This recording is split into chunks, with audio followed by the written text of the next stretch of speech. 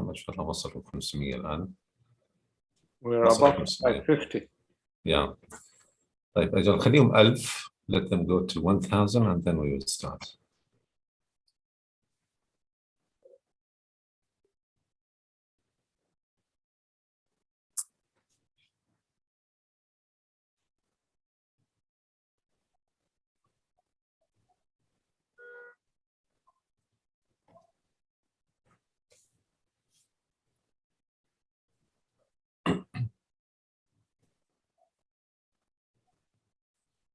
Dr. Sardar, will start as soon as we reach 1,000 participants, inshallah. Yeah, couple of minutes, inshallah. Yeah. Couple of seconds, in fact, not minutes. لا بالله لو تكرمت دكتور أشرف لا تنسوا رسالتكم للحضور الكرام. أولا إنه ما فيش داعي إنهم يجلسوا يسجلوا أرقامهم ويحطوا تليفوناتهم وأسمائهم كلها مسجلة. طالما أنت دخلت يعني أنت مسجل، والشهادة حتوصلك بعد انتهاء الندوة وانتهاءكم من تعبئة الكويشنير. والساعات العلمية أيضا حتجي لكم تلقائي، فما فيش داعي إنهم يسجلوا ويكتبوا. طيب إن شاء الله. إن شاء الله. الله يبارك فيك. شكرا. Thank you.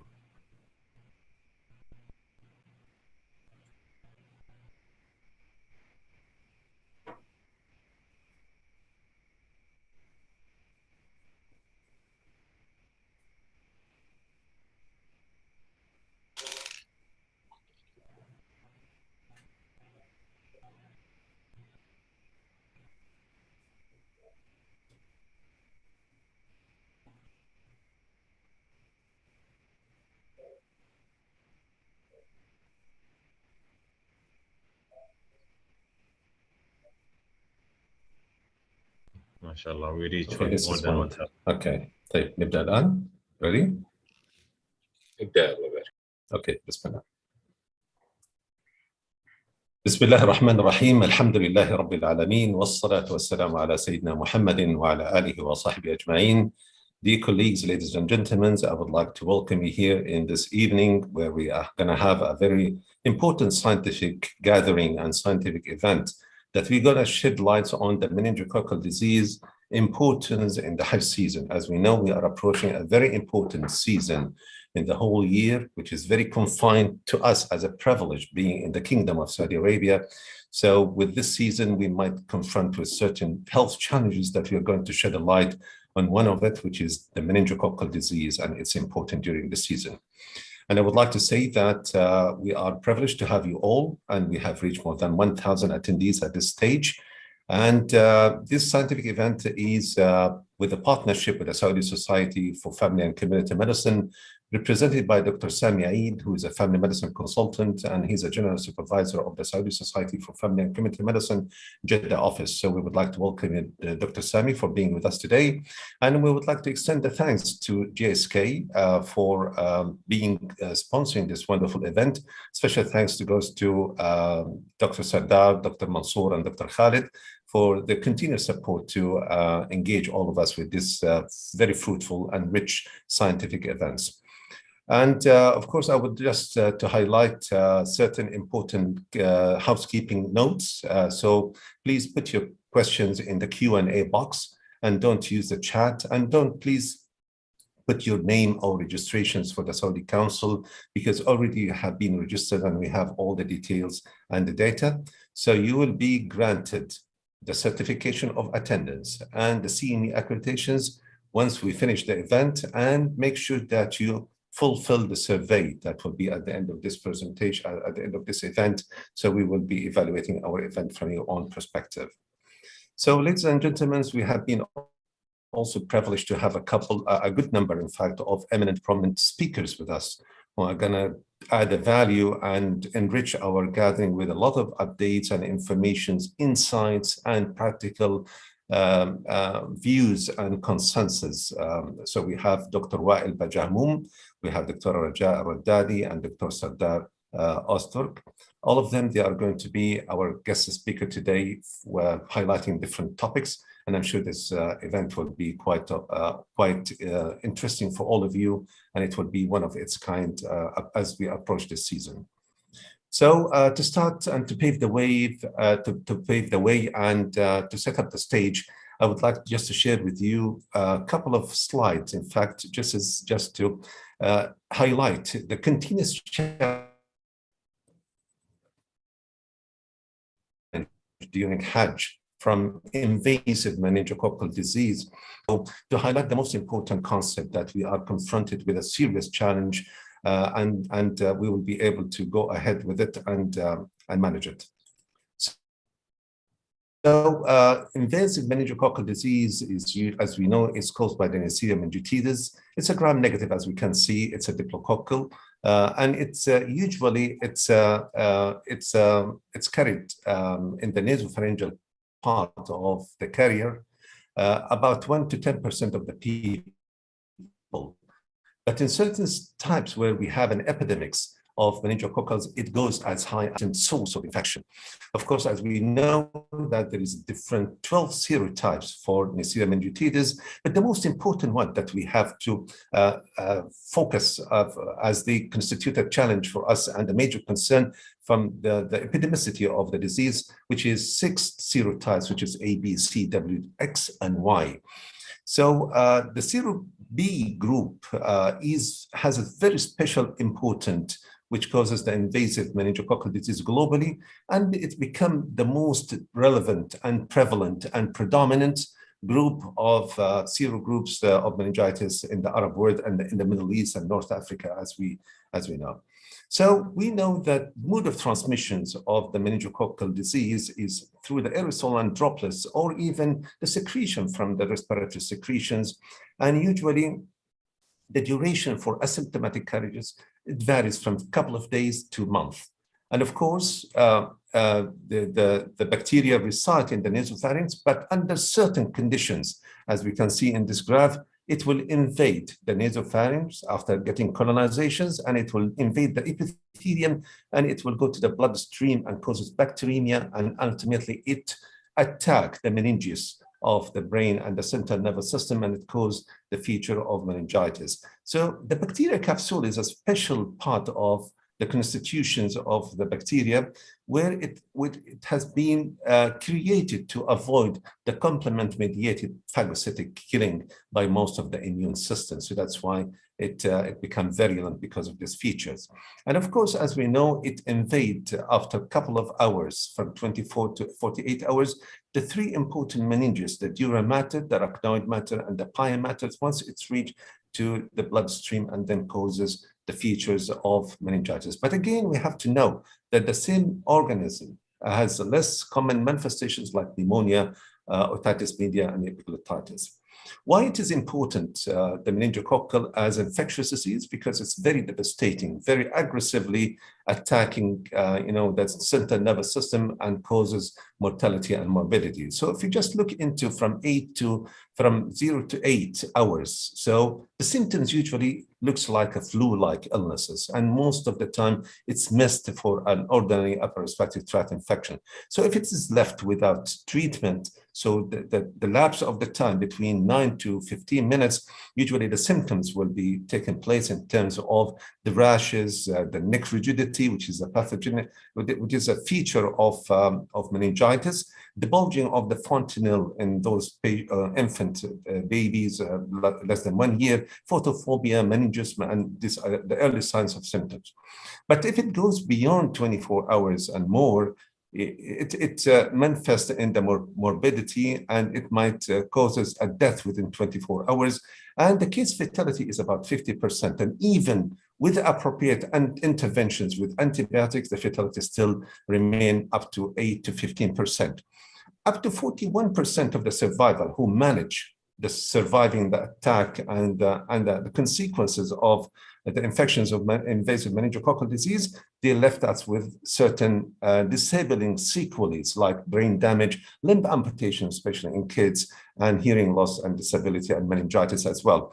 And this is how we look into the different complications of the of invasive meningococcal disease. So there could be a cerebral infarct, status epilepticus, okay, continuous attack of epilepsy, multi-organ failure, cardiac arrest, increase in intracranial pressure, metabolic acidosis, shock and circulatory collapse and death.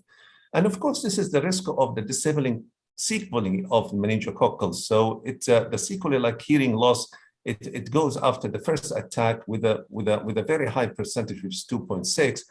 Cognitive difficulties, visual disturbance, motor deficit, seizures, and so forth. So this is the total median risk for more than one sequelae post-hospitalization in infants and children between 13 and 67 months.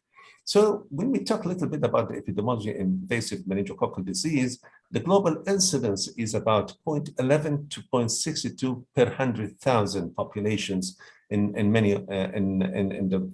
globally.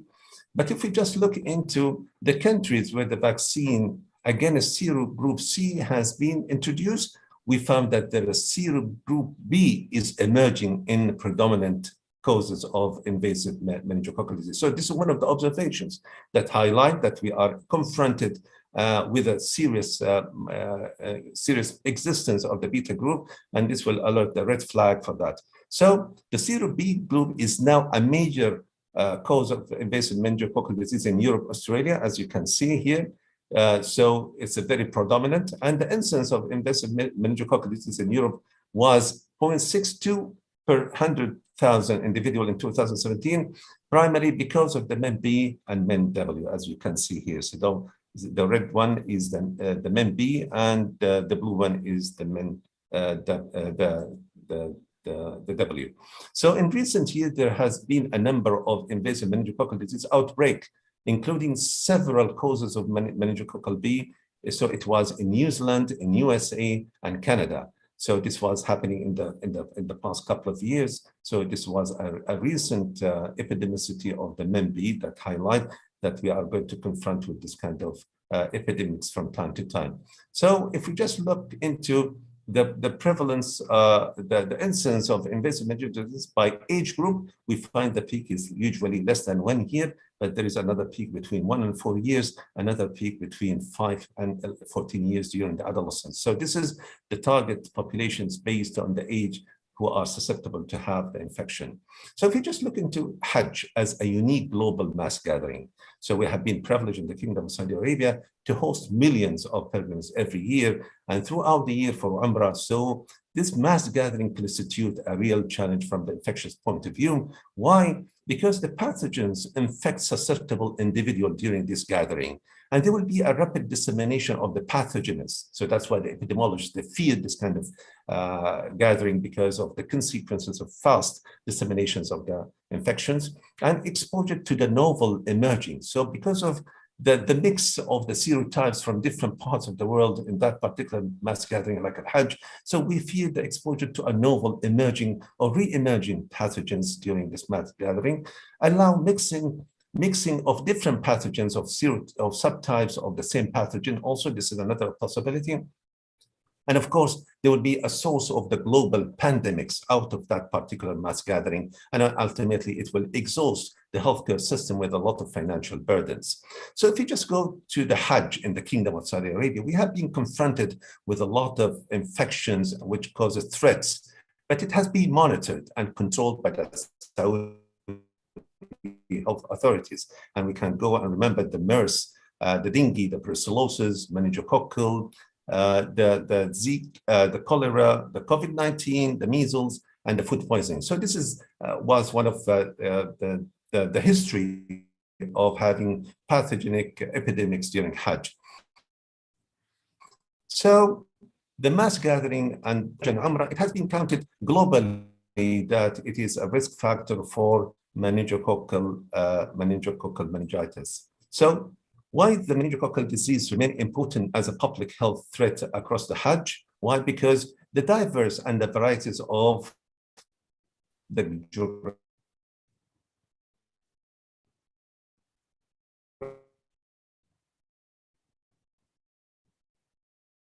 geographical trends. So as you can see, this was a diverse and varying geographic trends from year to another. And there was a fluctuations in the incidence between the different countries. And there is a shift in the serogroups and the genotypes. So this is the challenge of having the meningococcal disease as a public health threat to Al-Hajj.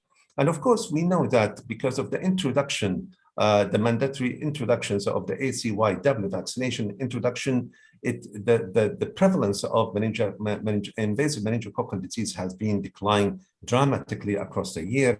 And the meningococcal disease is still, in spite of all these measures, is still a threat in Hajj and Umrah. Why? Because the meningococcal disease preventive measures, which we take it now, do not protect against all the invasive serotype, as the polysaccharide vaccine is still widely used across many countries. So it will not cover all the serotype that we are looking for, especially the serotype B and X. So despite the global decline in the incidence of meningococcal disease, a major concern because of the serotype B disease in many countries, including the countries of the large Muslim populations, the one in dark green.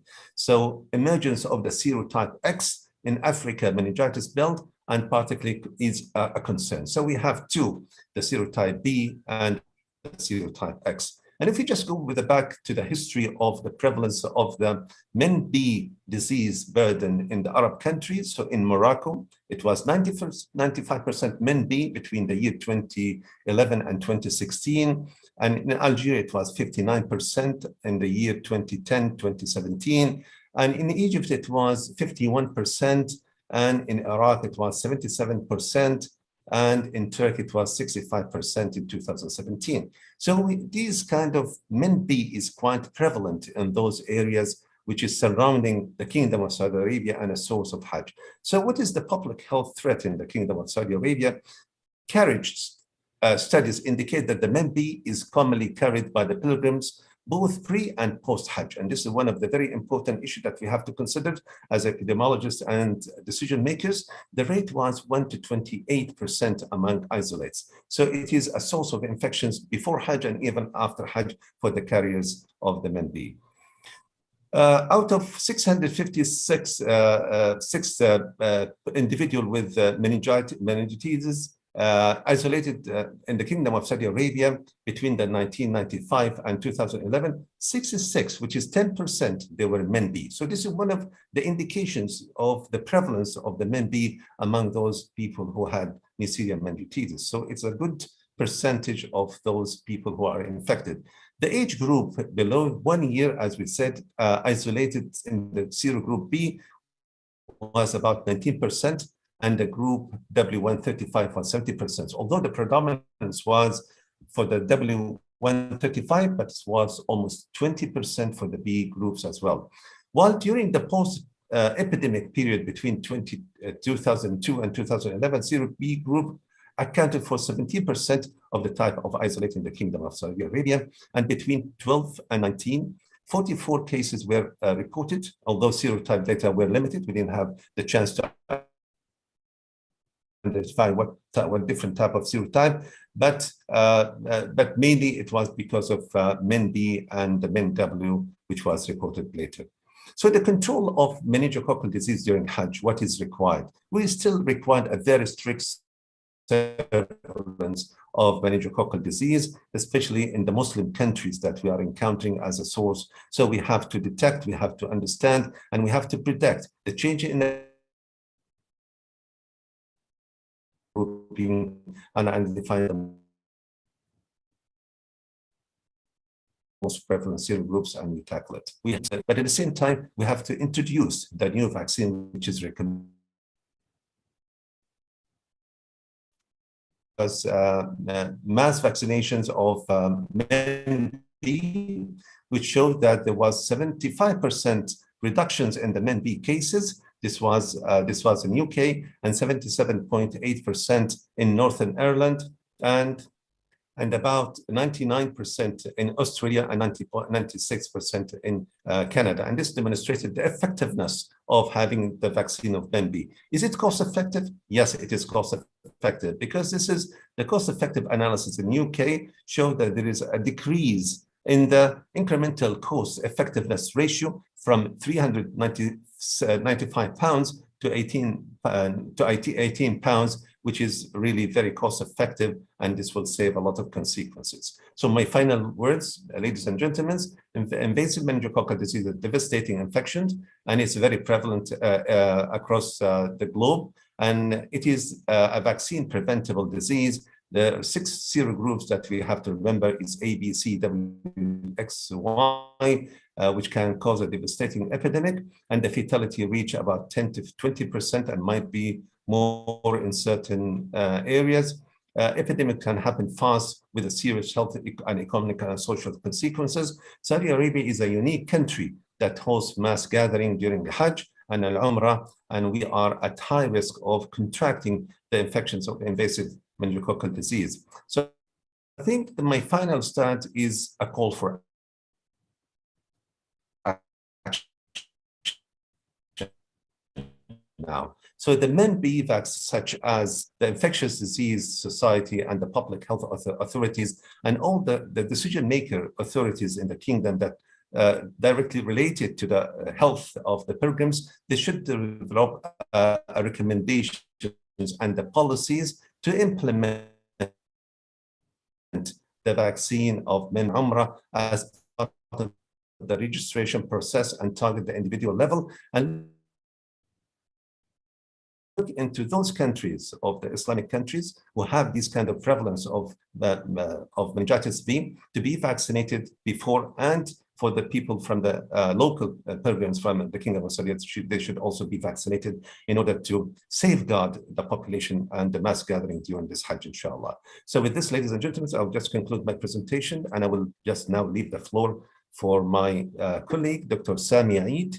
Dr. Sami Eid, he's a family medicine consultant, and he's a general supervisor of the Saudi Society for Family and Community Medicine, Jeddah office. And he's going to highlight the role of the Saudi Society for Family and Community Medicine in community awareness about the importance of the vaccine. As you know, this is one of the strategy of our society, is to educate the public and the community and enhance and promote the physicians to adapt the recommended intervention to safeguard our community. And of course, it has another arm, which is a research arm, to look into the gap that we would like to enrich our scientific data with solid information that enable us to have the proper strategic decisions. So with this, I would just leave the floor for Dr. Sami Eid, and I would like to thank Dr. Sami Eid for accepting our invitations and being our valuable guest for tonight. Dr. Sami, the floor is yours. Thank you so much for Dr. Ashraf for your presentation and for your comprehensive, informative presentation. And thank you for giving me this opportunity actually to talk about, to join this informative scientific meeting. Actually, my lecture will be, inshallah, this one. Okay.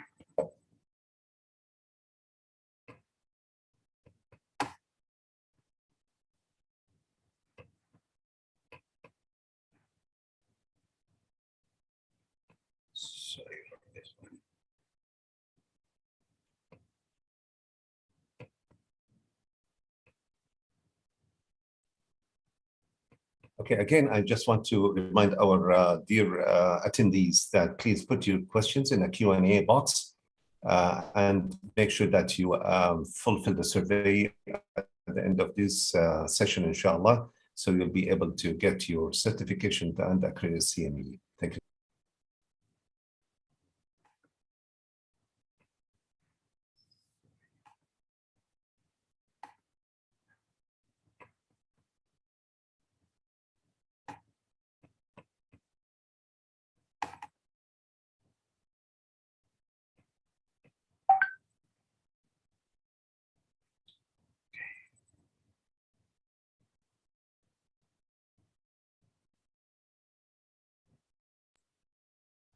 Seb, do you have any problem?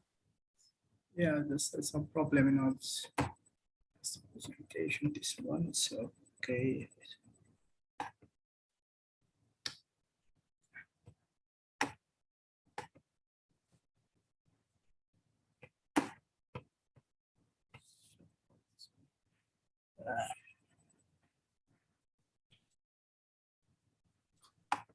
أخ فهد ممكن تشوف الموضوع.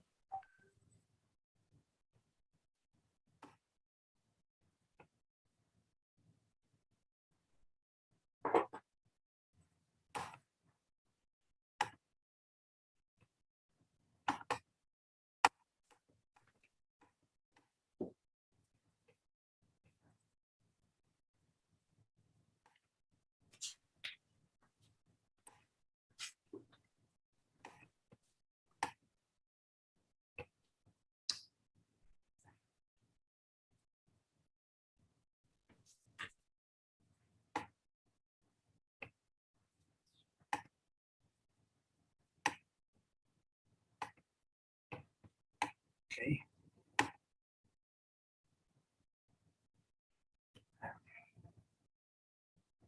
ماشي الأمور دكتور سامي. للأسف ما ظهر لي برزنتيشن عن لا ما الشيء.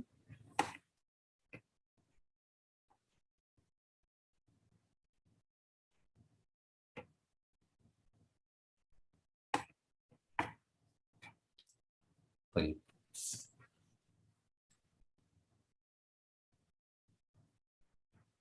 Sorry for this one, but okay. Some...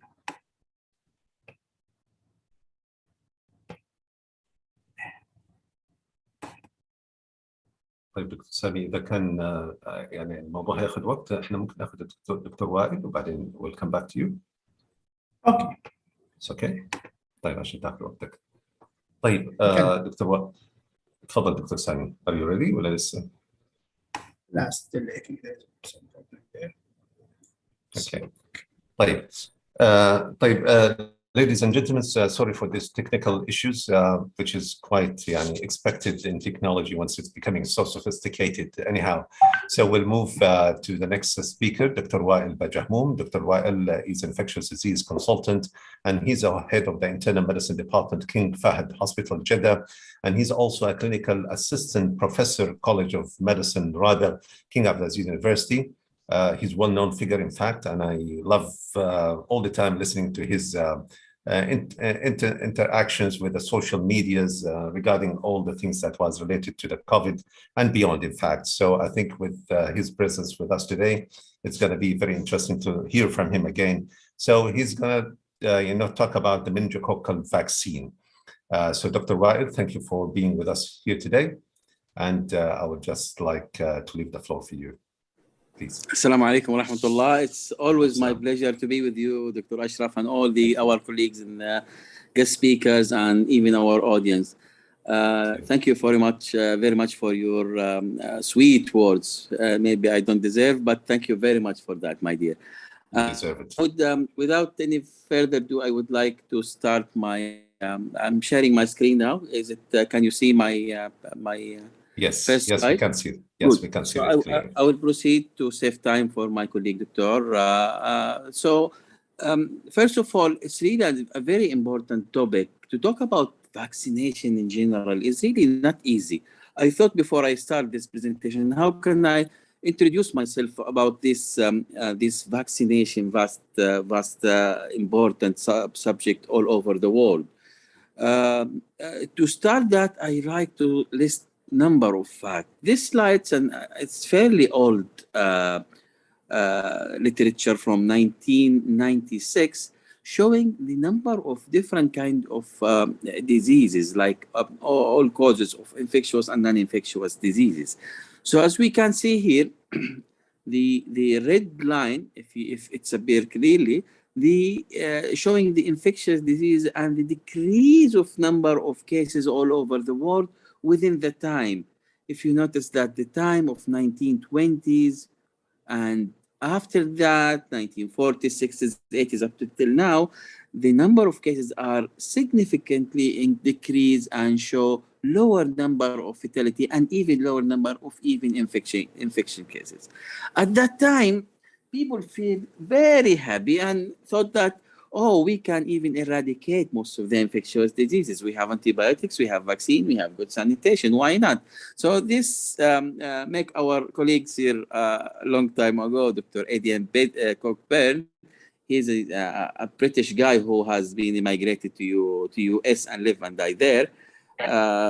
He authored this book, which is The Evolution and Eradication of Infectious Disease. So it's in that time, it was a very good idea. So if we ask ourselves why these numbers has been declined, why all infections, why all these diseases has been declining in numbers? So it is very clearly it's because of public health sanitation. People get aware about washing hands, cleaning themselves, having good sanitation. In addition to the production of antibiotics era at that time, which was a very big change, game changer, as they said, in the life of disease and human being. Again, vaccination was there, and it stand very strongly against many diseases and proven to be very effective and good for the humankind.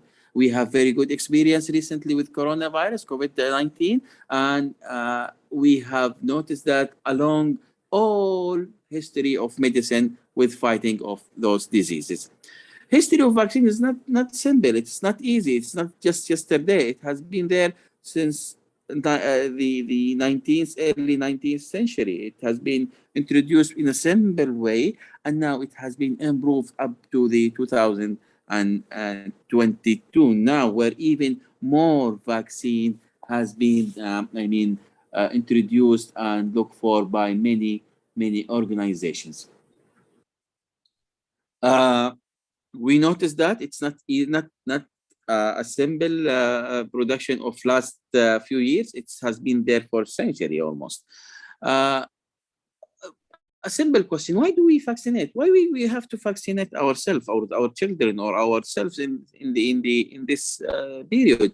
It's very simple answer that the vaccination will stop spreading of disease, build a very good immunity in our community, and protect people from getting too sick by getting the vaccine. So it is not prevention of the disease itself, but it always decrease the best chance of having the bad side of the infections. So again, 77% of children all over the world are getting vaccinating at the age of 3. That's in the US, sorry. So many adults don't even realize that there are also a need of vaccination in adulthood. And this is an important message I would like to put through this very important event. So in a very simple way, how would the vaccine work? If we wonder many times, and we ask ourselves, even during this last pandemic, which alhamdulillah we have come across and passed safely, vaccine works very easy. The vaccine idea is to having developing of immunity by imitating an infection to trigger the antibodies to develop, as simple as that. So we fool the immune system, we cheat a little bit for the immune system, make the immune system feel that it is that foreign body, that infection antigen is causing the problem, even if it is just look-alike, so that the immune system will realize of that foreign body or the antigen as an enemy. And here we go, the army of immunity is there fighting against whatever looks similar to that antigen, which is most probably the disease we would like to prevent. So those antibodies will be available to fight next time you are exposed to the virus or bacteria or whatever antigen you are exposed to. So the idea is very simple. Imitating an antigen, make the immune system realize that this is similar, so we have to fight this foreign foreign antigen to our immune system. Just to show simple way, inject whatever in virus way, and variety of antigens been built, and a lot of immunity and immune cells would fight against that. The good thing in our immunity is that it remembers. So it remembers the enemy for a long time, and it varies, sometimes shorter period, sometimes for long period. So the B cells and the immune system of the body will remember. So if God forbid you get the infection next time, it will be of a fewer effect on the patient. So they produce the same immune protection, which usually follows a natural infection. So, and this is the whole idea about vaccination. People notice that in the early ages of history, they notice that patients who get infection, in the next time they got the same infection, they got it lightly. They don't have the severe symptoms as previous or the first time they got the infection. So they generate long-lasting immunity so that the person is protected if they are exposed to the same antigen several years after of vaccination. To allude more on the importance of vaccination, I would like to show this from CDC, the graph showing how we change from a big number of diseases and infections to zero number of it. For example, diphtheria has been eradicated. No more cases of diphtheria has been noticed. Sorry. So also we have the H influenza, 99% reduction of infection. We noticed polio has been eradicated. Many diseases has been eradicated by 99%. Varicella, tetanus, smallpox, just name it.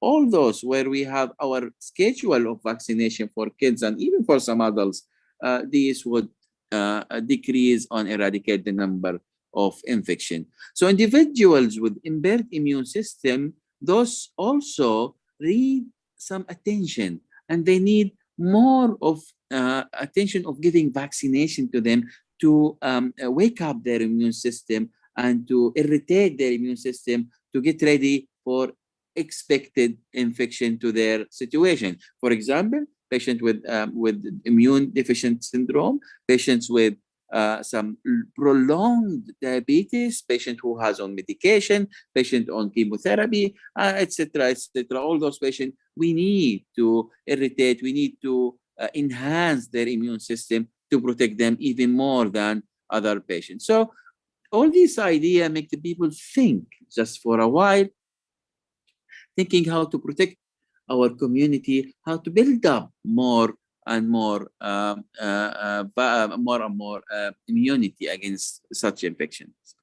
So a proportion of about 1,670 cases of bacterial meningitis has been reported between 2003 to 2007, caused by each pathogen according to age group, which I know now, and that was adapted from literature from 1998 up to 2007 from United States. So they found that different type of causative bacterial agent causing meningitis to such age group, and I concentrate on pediatric because it's the key where we vaccinate the young generation to prevent such infection in that period. And again, I would allude some important vaccination during Hajj or during the crowdness of a lot of people gathering in one place, like in holy places in Mecca. So we find different Listeria meningitidis and Neisseria meningitidis and Haemophilus influenza. Streptococcus pneumoniae is there, of course, for different ages of age group. So rate of meningococcal diseases by year in the United States between the 70s up to 2011, we can notice that how is the line is also declining, and we're reaching for the year 2010, comparing, for example, to the 80s. So it is very significantly drops, and that's for sure can be related and can be answered by the vaccination or mass vaccination for population over there.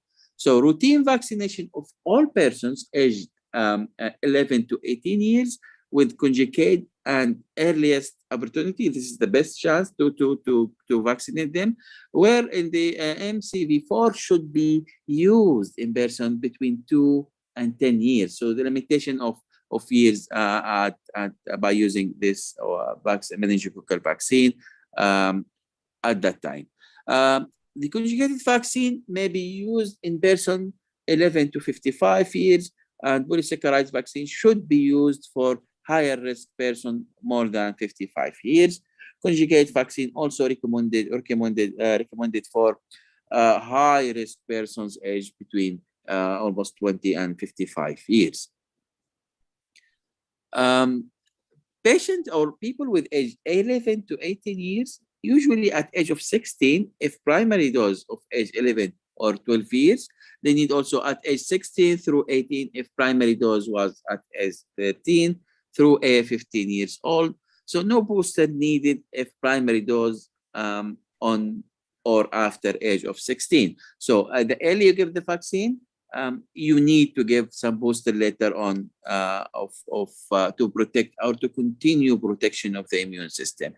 Patients who are at risk between age 2 to 55, person aged of 2 through 6 years, usually detected after 3 years, or one person after 7 years of old on older, usually detected every 5 years. So it's just to re-wake or enhance the immune system again.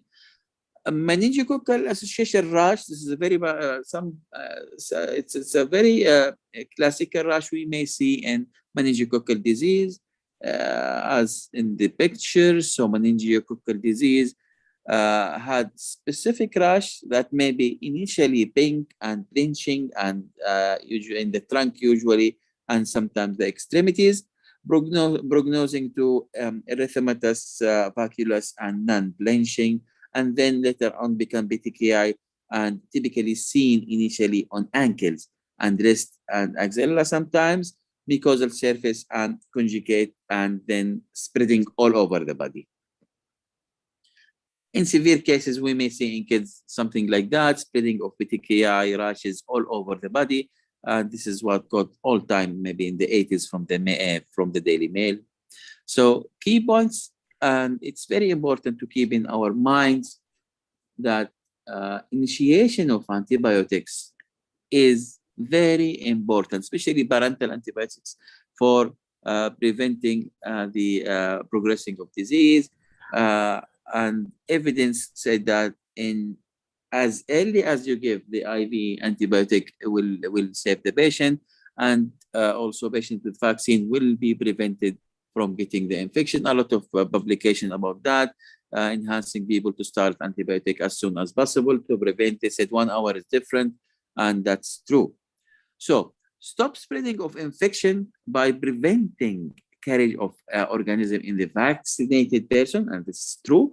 So vaccine need to be safe, and the risk from any side effects should be low. And this is typically for all vaccines. So again, prevent deaths and serious complication of the disease. So our aim of vaccine should contain these main 2 points.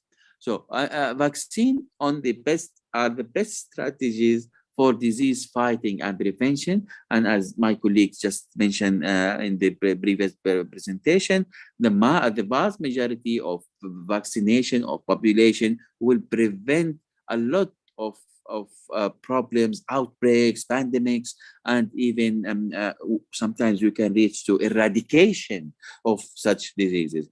Vaccines are not only for children. Please remember that, and remember we are not giving vaccine only for children. It is for adults, and we have a very good practical living evidence of vaccinating of adults as we had recently in pandemic of COVID-19. Some of the serotypes and some of the currently licensed available meningococcal vaccine in the region and in the Kingdom of Saudi Arabia are listed in the table here. And as we noticed that, and as very clearly alluded with my colleague Dr. Ashraf in his presentation, that we have different subtypes. Emerging serotype B is coming, and we have to be careful about it. We have to take care of it and include it in our vaccine. Currently, our vaccines in Saudi Arabia, including serotype A, C, W, and Y. And I think we need to be careful about B and X in the future, in the near future, which is already being discussed, I believe, in the Ministry of Health and other responsible ministries for Hajj. These are some of the distribution of serotypes along the Europe. So we can see here a lot of emerging blue color, which responsible for serotype B. So we need to be careful. We have Muslims coming from different parts of the world, including Europe, where the serotype B is emerging and increasing in number. So I believe it has been very well alluded in the previous presentation that we have to be careful and ready for whatever serotype is in mind. So I would like to conclude here in very straightforward messages. So meningococcal disease is capable of causing large outbreak. And here lies the importance of fighting that by all the means, by giving a very good vaccination and to prevent outbreaks, which can spread easily from a collecting point in holy places in Mecca all over the world. And to prevent that, we have to stick to very good vaccination program covering all serotypes. Vaccination program were highly effective in diseases prevention and control. As I mentioned earlier, we have some diseases which has been totally eradicated, and we have get rid of it, and we live peacefully without those diseases just by using vaccination. Emerging serotypes groups are continue to challenge the healthcare system. As we mentioned several times, serotype B is coming, and X we have to be we have to consider it, and we have to cover that in our future or near future vaccination. The ongoing surveillance is vital to monitor trends over time and support local and national vaccine recommendations. So we always have to keep up to date. We always should have such gathering, such the events we are having now. We should have different opinions from here and there to reach the best and the maximum protection manner to prevent different diseases, and never listen to those anti-vaccine groups. They are out of mind. We need to continue scientifically and to show the whole world that science is on the way. It is the best based on our basic information is coming from true and facts. As we see, vaccine is the way. We have to consider the coming serotypes for Hajj season. And I think I would conclude and stop here. Thank you very much for your listening and for giving me this opportunity, Dr. Ashraf. Thank you. Thank you so much, Dr. Wild, for the wonderful and very well prepared and well said presentation. In fact, I enjoyed it piece by piece and slide by slide. And I would like to thank you on behalf of all the audience for this wonderful contribution. So now, Dr. Sami, are you ready? Yes. Okay, that's very good. So now we'll go back again to Dr. Sami Eid. Dr. Sami Eid, he's a family medicine consultant. He's a general supervisor of the Saudi Society for Family and Community Medicine, Jeddah office. And he's going to shed light on the role of our society as family medicine, Saudi Society for Family Medicine, Community Medicine, in community awareness about the importance of vaccines. So Dr. Sami, thank you for being with us. And I will just leave the floor for you, please. Okay. Thank you, Dr. Ashraf, for this. Give me this opportunity actually to present this one. It's okay. I hope that it will pause again with me. It's okay.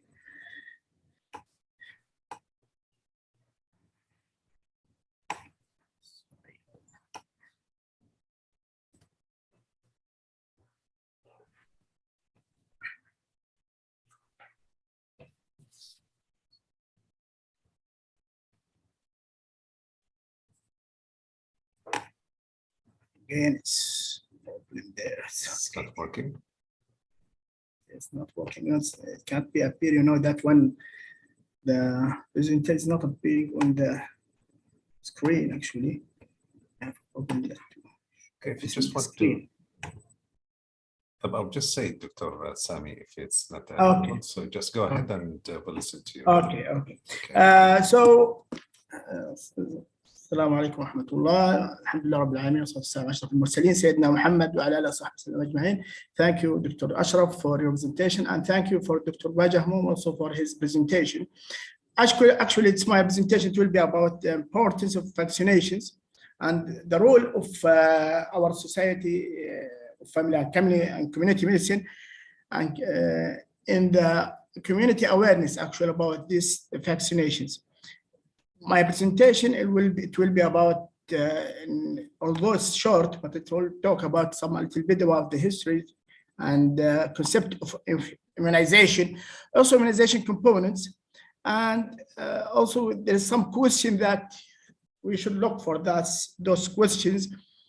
How do the vaccination works? And I think Dr. Baba Jahmoum also have talked about these issues, and we just elaborate more about in these issues actually.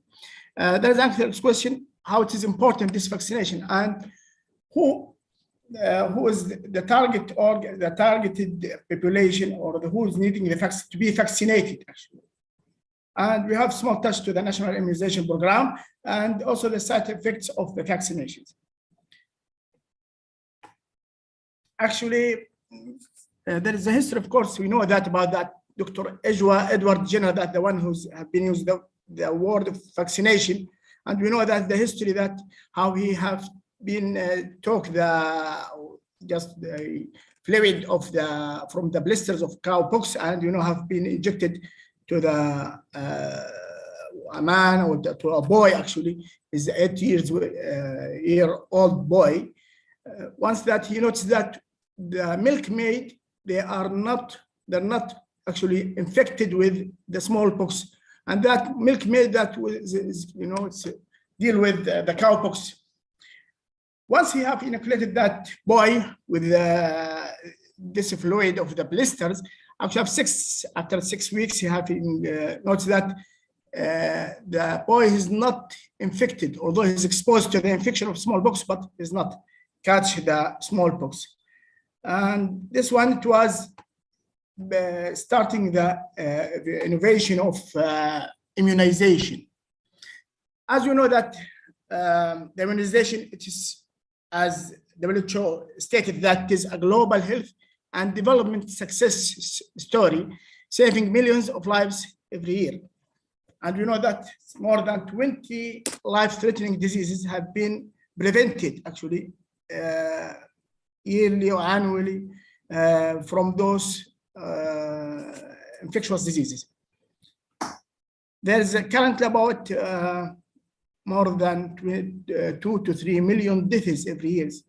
Especially, that about some now it's have been eradicated from the world actually, like diphtheria, tetanus, as Dr. Bajamom said, that we have a lot of diseases. That one of them is smallpox, of course, that have been eradicated completely, and also there's some of like diphtheria, pertussis, influenza. All of these, they have been prevented and eradicated almost. Well, we'll see, inshallah. We'll try to eradicate the others, or to at least to shorten, or just to prevent more and more infectious diseases.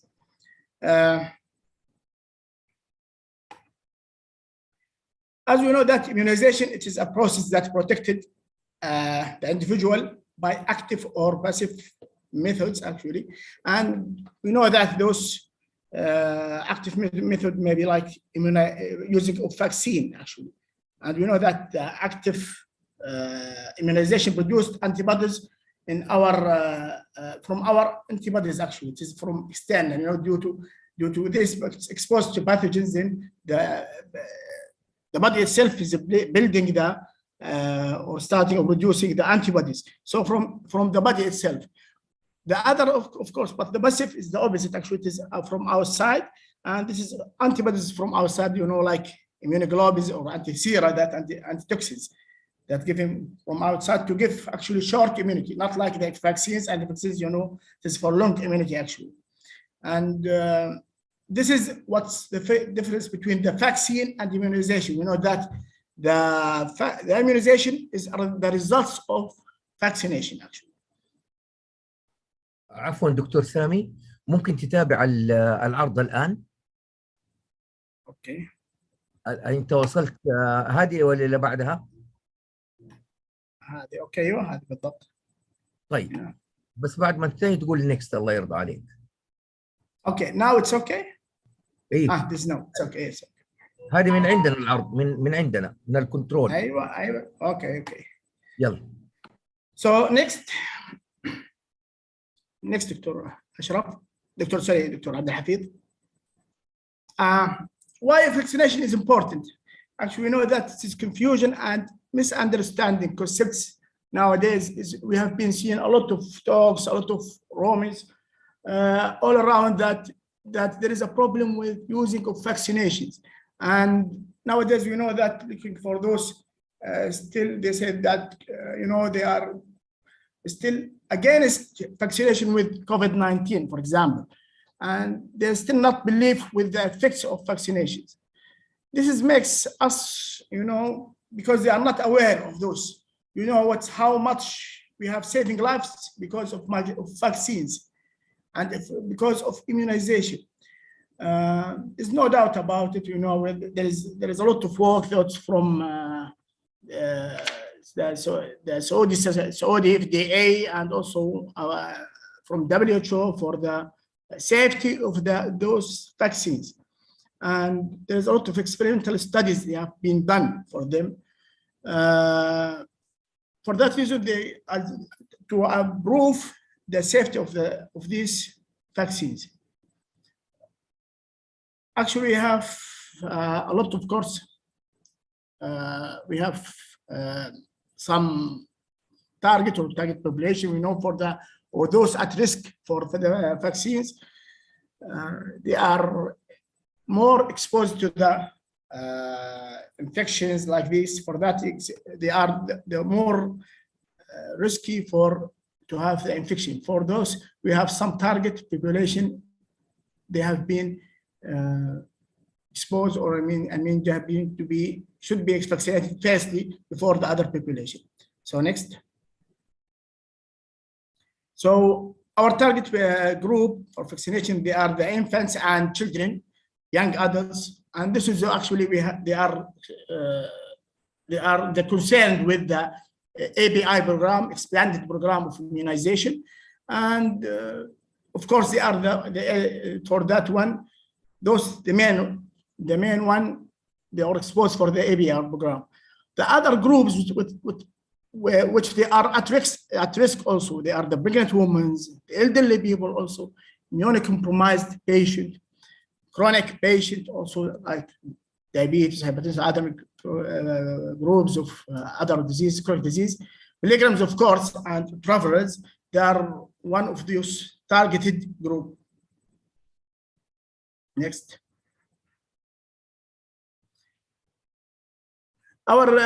We have, of course, to have a vaccination certificate. Actually, we have this support that it's one of the prerequisites for obtaining a birth certificate, considering the risk compared to the benefits. Of course, we have this for those ABI immunization aim or objectives. This is actually one of these objectives. Of course, we have three main objectives actually. One of them is protecting the children in the kingdom and all targeted groups in the community against disease targeted by immunization. To maintain also the polio-free, because it's one of the main goals. It's one of the main infectious disease to be eradicated, and we have just concentrating this issue actually also with measles and rubella, also the ones to be eradicated, because it's just a less or low percentage of infected rate for these infections. Reducing the infections rates of other diseases targeted by immunization. At least if it is not prevented, it should be reduced, and this is what we have do it for the other now or just emerging diseases or infectious diseases. So next. This is actually the national immunization schedule of the ABI, and we know that we show that it is about 15 vaccines actually against about 16 pathogens. This is until the age of 18 years, and this is our national immunization schedule, the latest one actually. Next.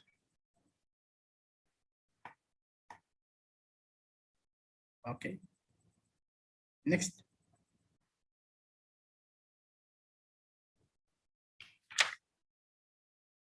Of course, any vaccine having some side effects, but it's just these side effects is in correlation that with or compared with the risk, comparing the risk and the benefits, we know that is so low, and it's at least we have just mild side effects like redness, swellings, sometimes tenderness or pain at the site of the injections, low-grade fever.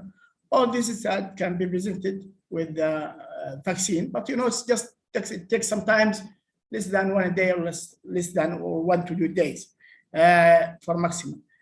But some in rare situations, actually, we have some serious, but it is a rare rate. Actually, it's rarely can be seen. Actually, we have. Of course, the vaccine for the approval, as I have said before, is exposed to a lot of experimental studies for approval.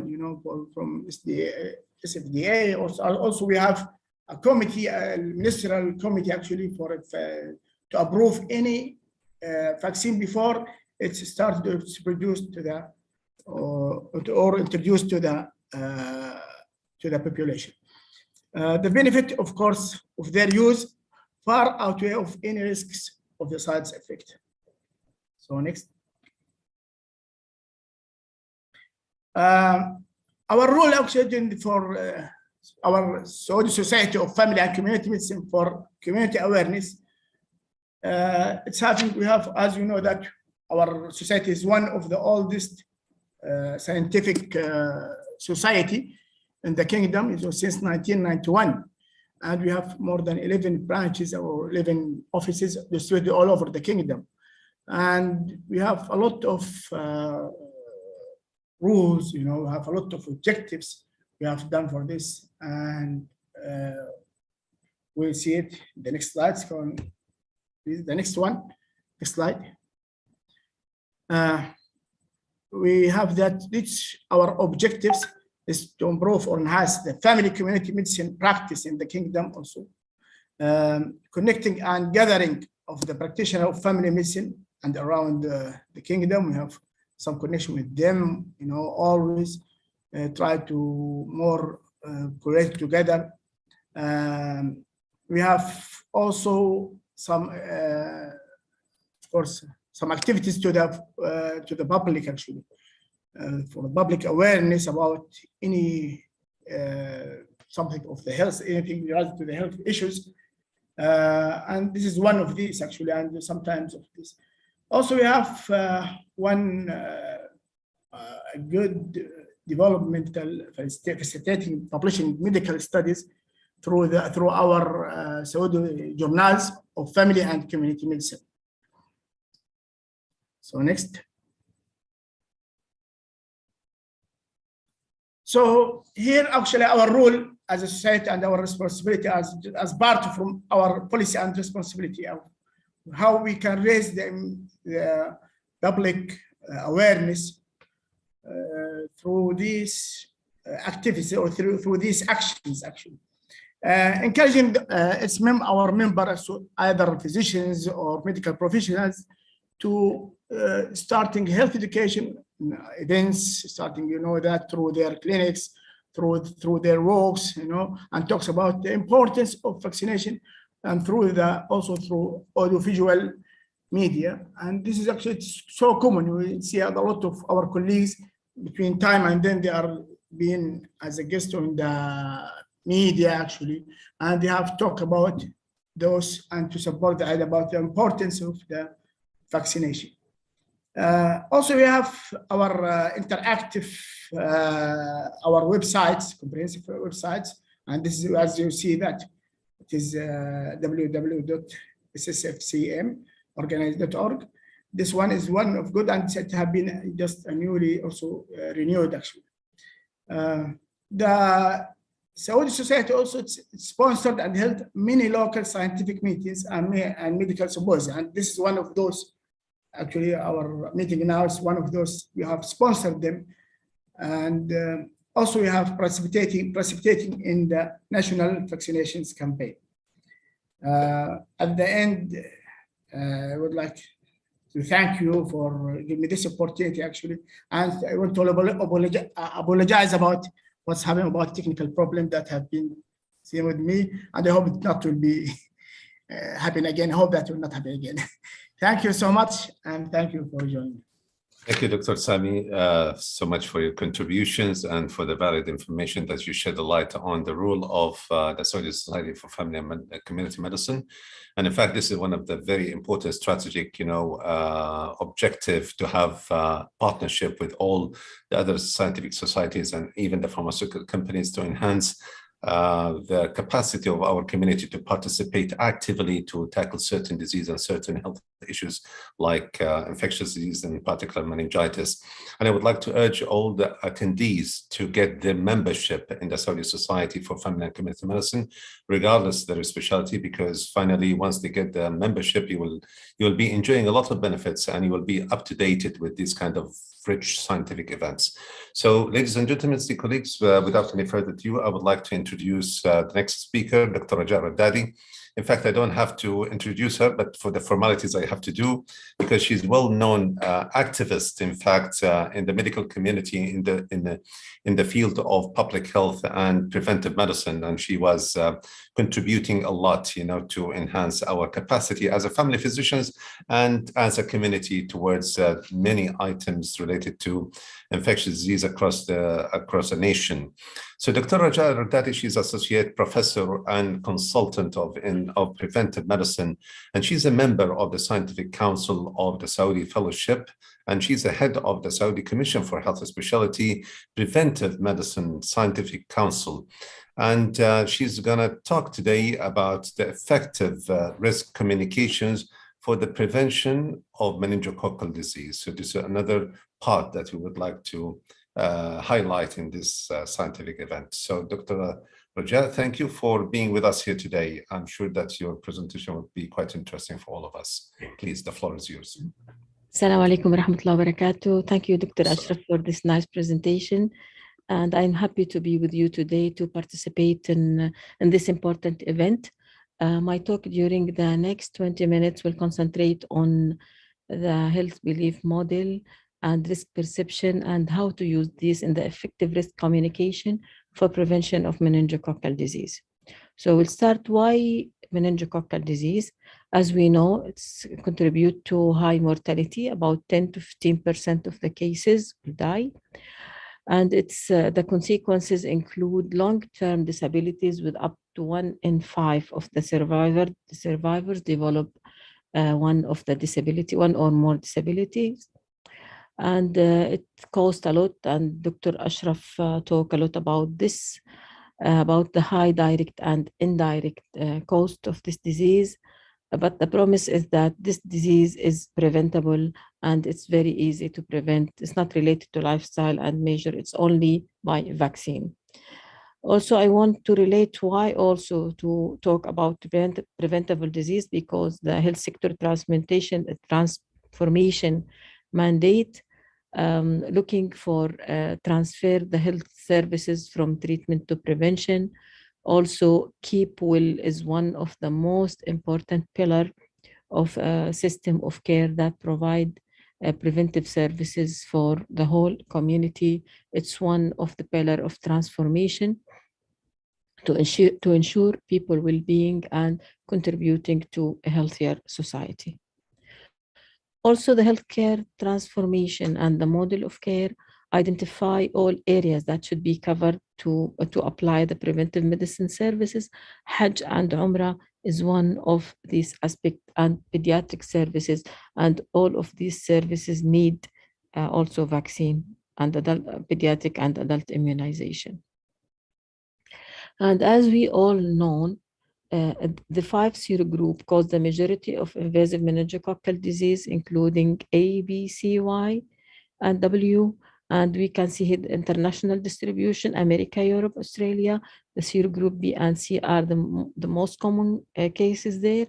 Serogroup A causes the majority of disease in Africa and Asia, actually here in Saudi Arabia also.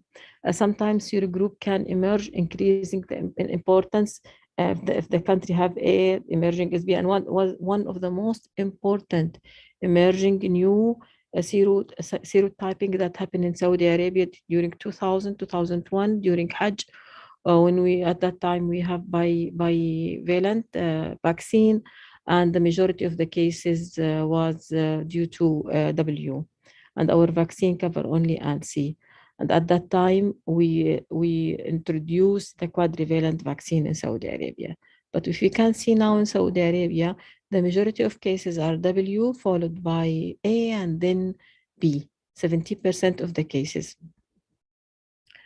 And now, if you want to talk about the importance of vaccine and prevention of meningococcal disease, we will talk about the preventive services and the ranking of preventive services. Is it clinically preventable? We are looking for clinical preventive burden, the disease or injury or premature death that would be prevented if the services were delivered to all people in the target population.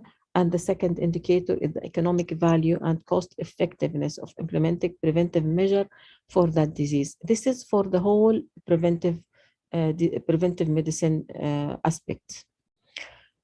And also the service that produced the most health benefit received the highest clinical preventive benefit score of 5. And for the cost effectiveness, also the highest score is 5. With the score of both will be 10. After identification of the most common between the all preventive services, immunization is number 1. So now when we talk about the immunization, using immunization in the preventive services, it's one of the easiest health promotion intervention that it's easy for the population to accept, because only just 1 or 2 shots of vaccine. That's difficult for us as a healthcare professional when we are talking about lifestyle modification, smoking cessation, and other preventive measures. Immunization is very easy for us, but we have another problem with this immunization. We will talk about this during the next slide. And also implement the evidence-based preventive services. Application of the vaccine for prevention of meningococcal disease is recommended as Class A, which mean that high certainty that the net benefit is substantial and outweigh the risk of vaccine. The top clinical preventive services also, as we mentioned, is immunization, number 1. And why with preventive care? As we know, all of us, that preventive medicine now is one of the core components of the healthcare transformation. And every year, more than 100,000 additional lives could be saved if more people received recommended preventive care, including vaccine. And the resurgence of vaccine-preventable disease occur more often among internationally unvaccinated individuals, placing at direct risk young adults not catch up by vaccination. Now we are facing a problem with vaccination and vaccination coverage in all aspects of vaccine. Also, despite treatment, this is one of the most important factors that shed the light on the importance of the vaccination, that meningococcal disease have the highest case fatality rate among other vaccine preventable disease. It's up to 10.5% compared to the lowest one, varicella 0.001, and diphtheria 7.5. So the highest mortality rate is among the patient with meningococcal disease. And also, as we can see here, increasing in type of meningococcal serotyping.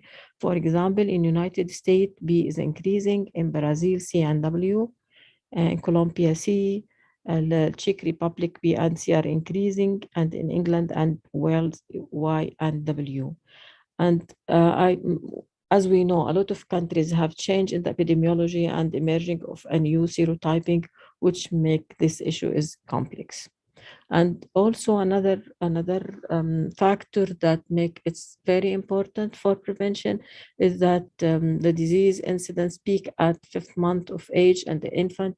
And although we have vaccine in the pediatric age group, we didn't cover all the serotype of meningococcal disease. To remind you about the importance of Hajj and Umrah, as we can see here in the epidemiology of invasive meningococcal disease and vaccination strategies in North Africa. And there is a lot of Menbi most frequently identified in Morocco by 95%, in Algeria 59%, men B, in Tunis 80%, and in Egypt 51%, which also shed the light on the importance of vaccination before Hajj.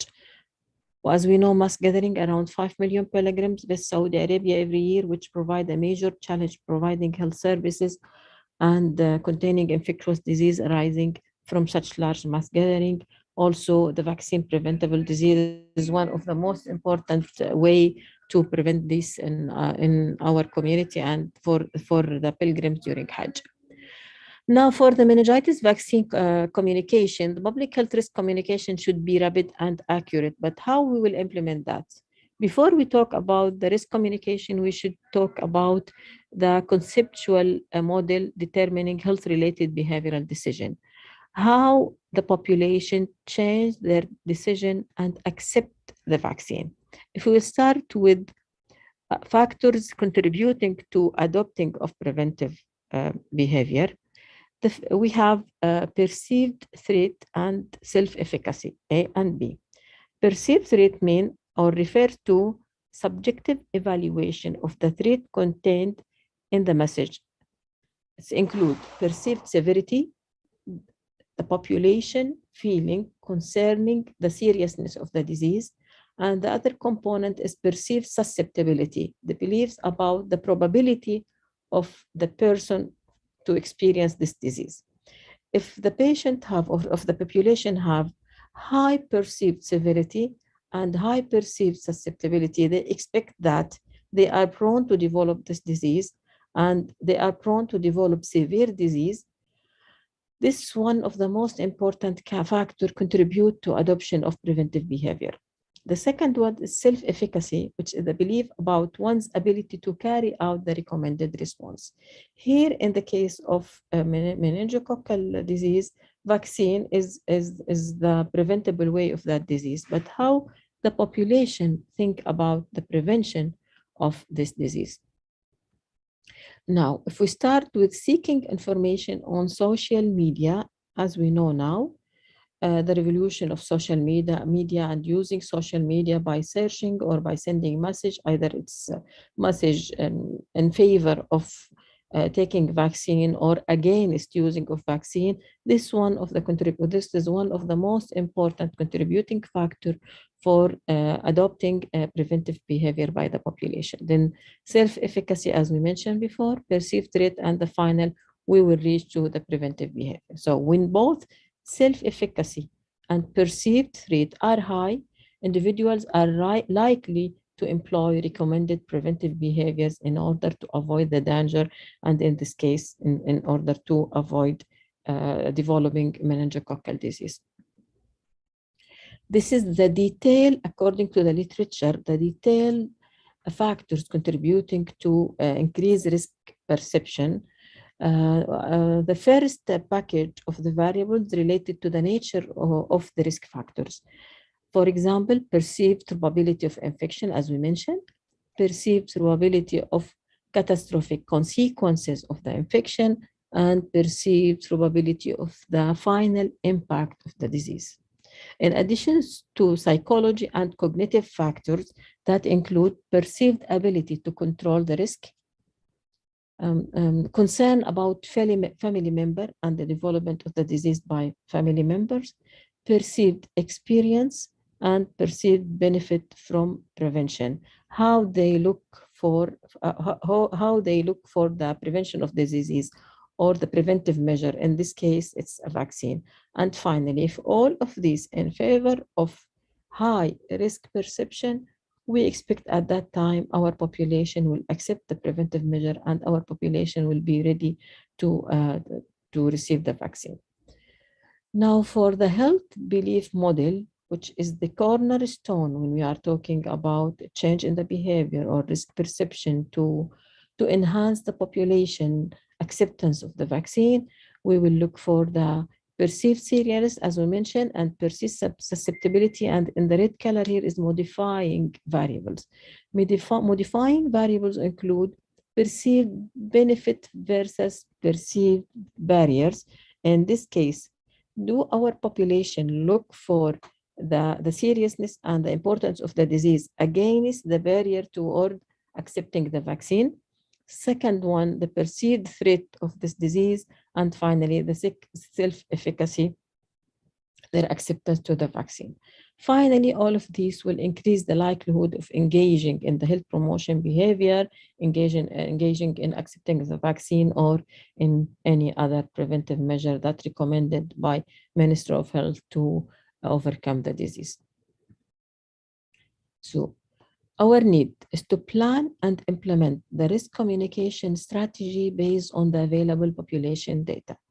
But one of the most important questions before we start to build our risk communication strategy, do we have enough data?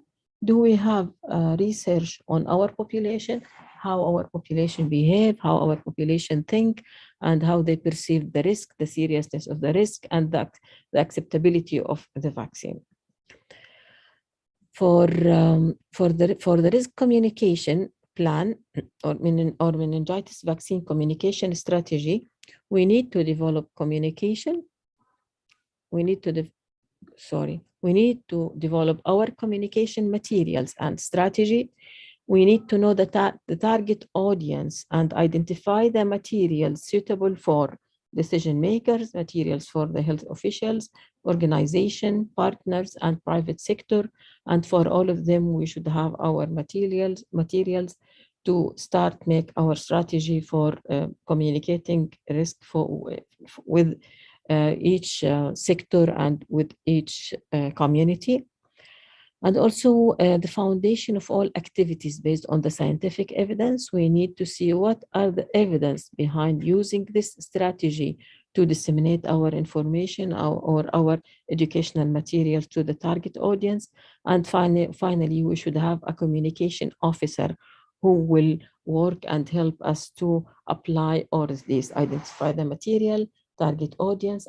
I match the materials with the target audience and see what are the methods to communicate with those to convince them to start looking for population perception of these diseases.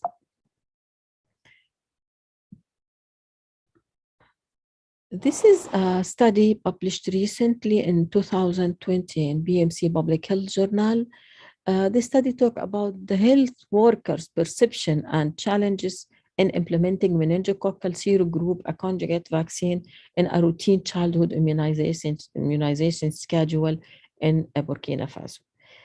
If you can imagine, this is the recommendation for the implementation for the childhood immunization with the scheduled immunization, with the API program. How we can, if we compare this with a new vaccine and new coming vaccine. So they conclude that to improve effective administration of meningococcal vaccine in the second year of life, according to their target population in the research, they need adequate operational and programmatic planning. They need training, communication, monitoring, and in addition to that, they need clear policy communication with the policy to help them to promote and increase the acceptance of the population toward vaccine.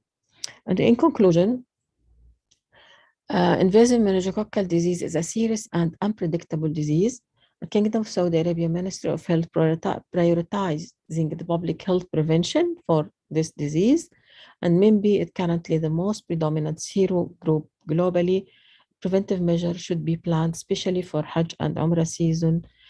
Clear understanding of facilitators and barrier to men vaccine is crucial, and social media is an important approach that influence on health-related behavior.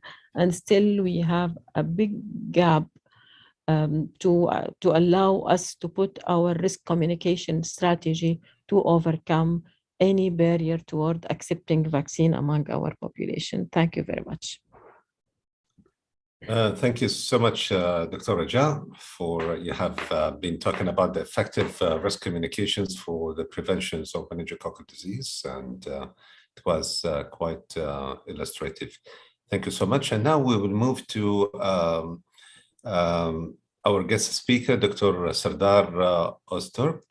He's a GSK Middle East, North Africa area medical lead.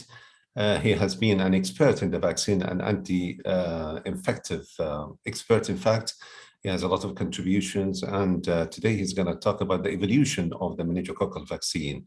He will take us on a journey, how it was evoluted, invented, and made it available for us to be used. And I think it's quite interesting for us to know this part of the story. So, Dr. Sardar, the floor is yours, and thank you for joining us today. I hope you can hear me and you can see the screen that I've started to share. Yes, we can see it. No, we didn't see it yet, but we can hear you. Okay. Could you please confirm when you see my screen? Because I just wanted to share. Yes, we can see it. Yes, yes. Okay. Evolutions of meningococcal vaccine. I mean, first of all, it's a great pleasure for me to attend this webinar entitled Meningococcal Disease Importance in the Hajj Season. And also, I would like to highlight the important role of the Saudi Society of Family and Community Medicine. And I would like to thank you, Dr. Ashraf Amir, and also I would like to thank previous speakers, Dr. Sami, Dr. Vael, and also Dr. Raja. They summarized the most essential points important to related with immunization and the prevention against invasive meningococcal disease. And with the help of this, I would like to highlight my presentation. It's going to take approximately 20 minutes. And in this presentation, I'm going to focus on 3 factors. But before that, let me highlight to share my disclaimer.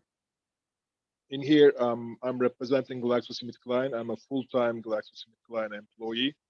And I'm a cluster medical lead. And my presentation is definitely developed for non-promotional scientific information exchange.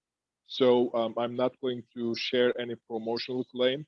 And if there will be any questions related to off-label or off-label discussions, I will be ready to provide all information available to us. And it's all will be based on currently available scientific data. And during my presentation, I'm going to focus on meningococcal vaccines in general, but also to focus on 4-component Mambivaxy, which reflects 4-component meningococcal B vaccine developed by GlaxoSmithKline, and it's currently registered under the name of Vaccinology in Saudi Arabia. So in the second slide, this represents my flow of presentation. I'm going to take 20 minutes. That's for sure. This is my promise to you, Doctor. And also, I will start by highlighting invasive meningococcal disease. Thanks to you, because you summarized the most important factors, I would like to highlight 1 or 2 slides. Then I will quickly jump on invasive meningococcal disease epidemiology. And then I will represent the development of 4-component Mambivaxy and providing some real-world evidence data. And at the end, around 20 minutes, I will be planning to finish up my presentation. So if you're looking for invasive meningococcal disease, for me, the most important factor is, as you can see in the screen, it's a diplococci. And it's a gram-negative diplococci. As you represented, there are polysaccharides exist in the capsule, and it determines the virulence. And also, we know that only 6 of the serogroups can cause a disease in humans. So in theory, it's possible for us to prevent all meningococcal disease due to Neisseria meningitis, because this is human-dependent organism, and if we can use vaccines and if we can treat appropriately, we can possibly prevent all invasive meningococcal disease cases. And when we're looking for invasive meningococcal disease, which is abbreviated as an IMD in this particular slide, you can see, but mainly we are focusing on 2 main clinical forms. Number 1 is the meningococcal meningitis at the upper left corner of this slide, and number 2 is the meningococcal septicemia, 20 to 30% represented. Well, also we know that there are some cases like pneumonia, arthritis, and otitis media, but we know that mostly it's related to meningococcal meningitis. And well, for me, the important stuff, and I would like to highlight, sorry about this fast switch, I would like to remind what has been already shared by Dr. Ashraf. Because, I mean, the biggest question for us, why invasive meningococcal disease is important. Is it a very frequent disease? No. Thanks God, it's an uncommon disease. But why this is important, why multiple pharmaceutical companies, they are investing a lot on R&D, why all these researchers working on it? With the very simple reason, because it's easily misdiagnosed, but when it happens, it definitely alters the health state of the subject. And also, its rapid disease course definitely see for us, and in the 24 hours, we can see it starts as a simple common viral illness can turn into a fatal disease. So for that reason, high mortality, even with the treatment, it will end up around 10%, which is really high for the certain standards as we are seeing in Saudi Arabia or any European country. So for me, it's important to highlight this. And also, I would like to continue by repeating one important slide that Dr. Rajaz just shared. Despite the treatment, case fatality rate still the highest among the other vaccine preventable diseases. And as you can see, right-hand side of this slide, it's more than 10% estimated case fatality rate due to meningococcal disease, which is preventable, by the way. And if I can continue with the next slide, this is particularly important to consider the cost of prevention and how we are saving the consequences, because this is not an only disease, and when the survivors, they cannot be free for any complications, because when you look for several studies, invasive meningococcal disease gives a devastating consequences, especially in infants. We know that. And the difference is normally 10% suffer severe sequelae, but when you're looking for infant survivors, it even increased by 50%. And if you're looking for the different parts of these complications, I mean, sometimes we can see amputations, sometimes we can see renal failure, and even the learning difficulties might impact the individual life in the upcoming years. And we also know that hearing loss, seizures, the cognitive problems, and visual impairment could be a part of this sequelae. So for that reason, it's really important to consider these consequences after having an invasive meningococcal disease survivors. And my second slide, second part of my presentation, in a very short, I would like to represent a summary of invasive meningococcal disease epidemiology with a slight focus on Kingdom of Saudi Arabia. Because today we are discussing Hajj and Umrah, and we are discussing the biggest mass gathering event in Muslim countries, which is definitely impacting some healthcare consequences. And in this sense, I would like to start my presentation to highlight what different factors may put different populations at risk of meningococcal disease. You can see on the left-hand side, in infants. For me, it's important to highlight, and I try to capture this, the infant part in here, because as you can see, the age group with the highest IMD or invasive meningococcal disease incidence exists in infants. But on the other hand, I would like to go back and to highlight in another part the travelers and the pilgrims part in the right-hand corner in this presentation, because we know that in crowded places, it increased the risk of transmission of Neisseria meningitis. And it has been established many years ago that since the 1980s, we know that crowded places, it increased and possess an increased risk of transmission. And also we know that places like barracks in the military or laboratory workers and some health conditions, such as individuals with immunological problems, they can also represent. And I would like to also highlight in one particular point for the sake of our attendees today, if you are dealing with the patient presumably contacted with Neisseria meningitis, first you have to think about yourself, how to protect yourself, and then the possible household contacts as well. So for that reason, these factors are defining where and how and when to use immunization against invasive meningococcal disease.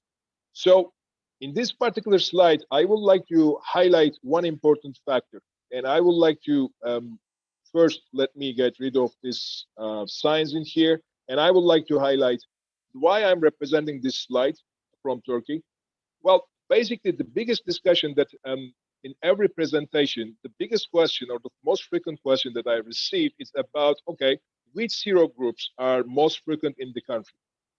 As represented in the previous presenters and speakers, very rightly, I would like to highlight that taking a snapshot or taking a picture, it doesn't give you confidence that this serogroup will stay the same. And I would like to highlight in here, if you allow me, in 2005 and 2006. And if you ask this question for me in 2005, 15 years back, and what was the most frequent serogroup in Turkey, I would say Mambi is the one of them, but not the most frequent one. And if you ask this question in 2011 and 12 in Turkey, you can see the changing dynamic between serogroups. And I would say, okay, Mambi is 6.5%. It's led by MenW, which is higher than 56.5%.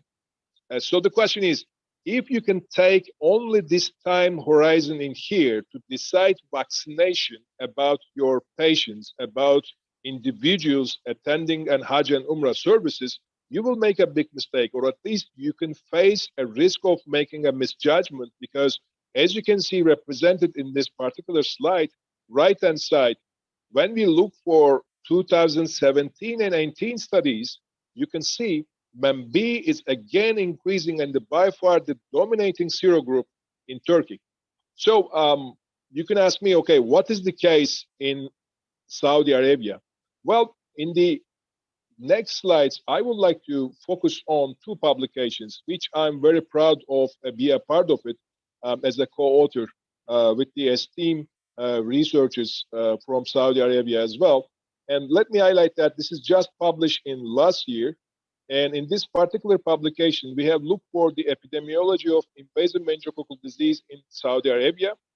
And we look for the overall numbers and how we can comment or interpret these numbers. One interesting factor which represents from Saudi Arabia Statistical Yearbook, you can see different years, the color codes represented in here. These are representing the overall, you can see in here, these are representing the overall Neisseria meningitis cases and the age group distribution by year. On the other hand, I would like to take your attention in the gray boxes at the top. These are unspecified meningitis cases, and very importantly, 25% to 40% of these unspecified meningitis cases, they are occurring under the age of 12 months. So this gives us some reason to think about what might be the reason why we are seeing this unspecified meningitis. And in the same paper, we identify multiple reasons might be contributing an underreporting of invasive meningococcal disease in Saudi Arabia because of the antibiotic therapy. Of course, we know that if you start antibiotic before getting spinal tap or lumbar puncture, it will definitely erase all culture results, or most of them. And also, consistent diagnostic approach might not happening. And there are some inconsistencies happen in the reported IMD cases. And I would like to go one step further. We raised this in our publication as well. This is a single site publication which comes from Jazan, King Fahd Central Hospital. They published in this particular study, and I would like to highlight in here, you can see 52 cases of IMD adults. In adults, they reported the January 2014 to December 2017. And in Jazan, if you're looking for statistical yearbook results, no IMD cases occurred the same period. And if you're looking for entire national level results, you can see 26 IMD adult cases were reported in the same time. So definitely there is an underreporting in here, and I would like to take attention every participants, because this surveillance and the results are really important for us to prepare ourselves in the upcoming diseases and the preventional efforts. And in the Second publication that I'm referring to, which I'm also proud to be a part of as a co-author, we look for Hajj and Umrah, which is exactly today's presentation topic, and we look for immunization activities during the Hajj and Umrah. And for me, it's really important to highlight that timeline of major invasive meningococcal disease outbreaks. It definitely links with immunization policy changes in Saudi Arabia. And in here, I would like to highlight, if you allow me, in 1980 to 1999, first cases happened in related to man A, and then vaccination started with man A, and then chemoprophylaxis and added in 1988. And you can see there are other outbreaks happen, and in man W in 2000 and 2001 happens, and then polysaccharide ACWY vaccine added into immunization policy, and then in 2010, registration of the man ACWY conjugated vaccine, it goes to the inclusion of the national immunization program. So the question is, do we need more or not? So for me, this is the basis of my next slides for today's presentation. And before that, I would like to highlight 13 countries out of 185 countries. This is the 2019 data, by the way, the latest Hajj and Umrah Hajj results represented. And it represents, these 13 countries represent 75% of entire pilgrims coming for Hajj in Saudi Arabia. And you can look for the countries in here. I would like to again underline Morocco, Algeria, Egypt, Turkey, Iraq, Iran, India, Malaysia, and Indonesia. So these are the 75% of all pilgrims coming for Hajj and Umrah to Saudi Arabia. And if you're looking for these countries, some of these countries, 7 of them, as represented with the previous speakers, I would like to highlight that in Morocco, the year between 11 and 16, a majority of the cases related to Mambi. In Algeria, 59%. In Tunisia, 80%. In Egypt, more than half related to Mambi. In Kuwait, 1/3 related to Mambi. In Iraq, this is a really interesting paper just published in last year. They identify 77%. And again, I would like to capture one important factor for a caution, because depending on your snapshot as a picture, it might not reflect the entire country, but it would definitely give us some reason to believe that Mambi could be one of the important serogroups existing in this country. And in Turkey, it's even calculated 65%, 54%. But the question is, if Mambi dominates in Europe and rest of the world, in some of the leading Hajj pilgrim providing Muslim countries, so I think it's time for us to think about seriously for prevention against this important disease.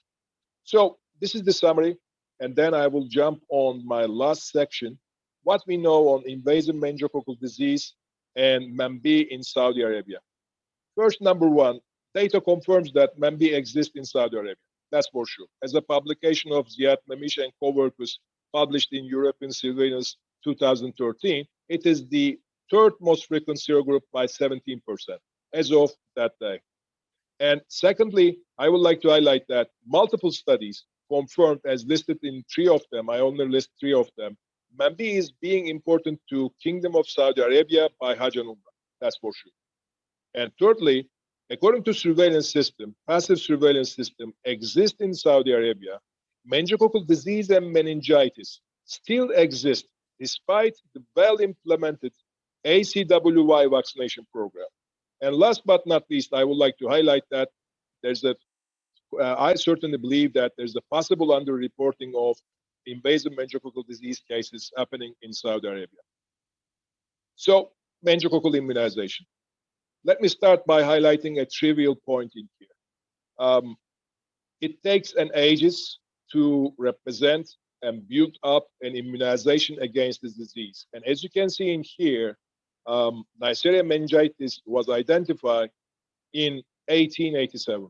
And it took years to develop. And first, polysaccharide vaccines became available in 1970s. and then quadrivalent or tetravalent serogroup polysaccharide vaccines have been developed in 1980s. And then in the UK, first meningococcal conjugate vaccines were introduced in 1999. You can ask me, okay, why we need polysaccharide, why we are not using polysaccharides, why we switch to conjugated vaccine? Because of hyper-responsiveness, because of earlier age group, like for infants and toddlers, we cannot use polysaccharide vaccine. And if you repeat, it can reduce the overall antibody response, which we called hyper-responsiveness. That was the reason behind this. So therefore, we developed other vaccines.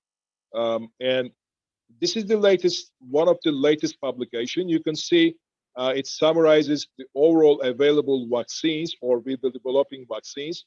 And in this here, the first 5 of them, they are coming from China, basically, and they are looking for more of a national vaccination, developing for national vaccination against A and C.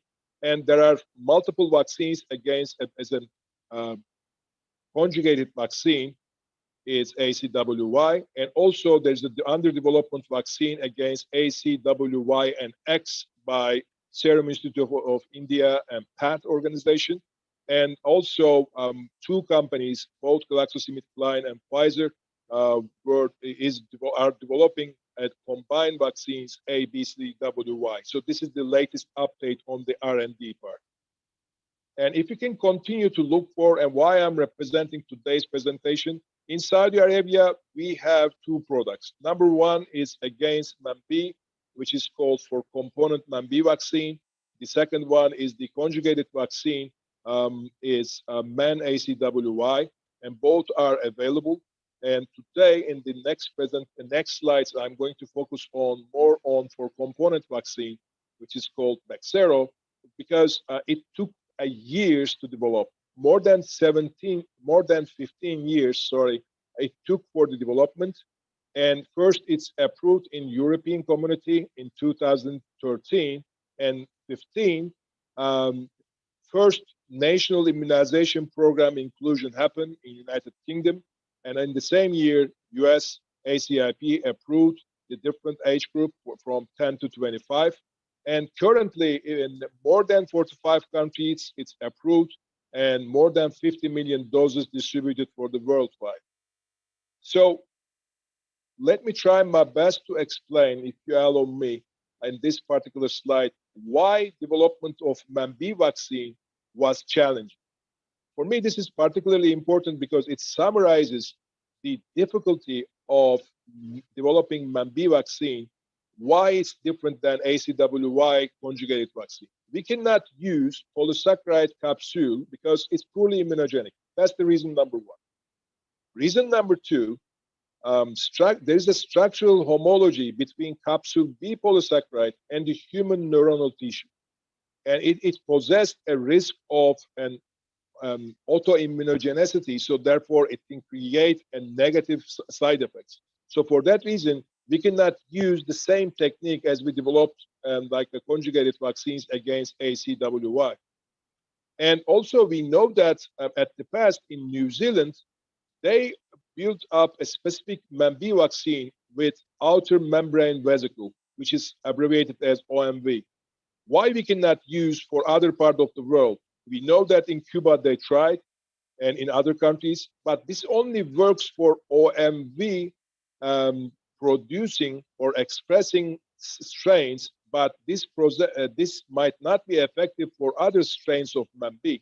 So therefore, it possesses a limited protection, and we know that there are multiple variants for meningococcal B strains. So therefore, this diverse environment might not be protected with the help of OMV-based vaccines. So therefore, as a GSK vaccines, we have postulated we need multiple components to provide and enable broad coverage across number of strains. And in this particular slide, I would like to highlight reverse vaccinology. Well, some of you can ask me, what does it mean, reverse vaccinology? Well, basically, prior to reverse vaccinology, the development pathway of an antigens and building up vaccines, it was basically identify antigen, by using laboratory and animals, and then purified it, give it to animals again, measure the antibodies, and then try phase 1 in humans. This is called classical vaccinology methodology.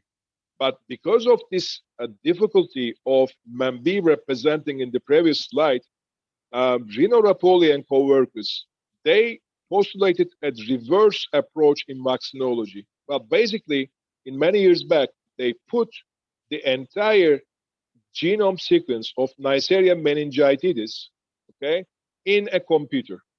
And after working on this genomic sequence, they identify in the laboratory, in the computer, 600 potential vaccine candidates. So when they started to work on these candidates, they reduced the numbers from 600 to 350 surface exposed, because if it's exposed in the surface, then it would be a likelihood of producing an antibodies by the immunological system.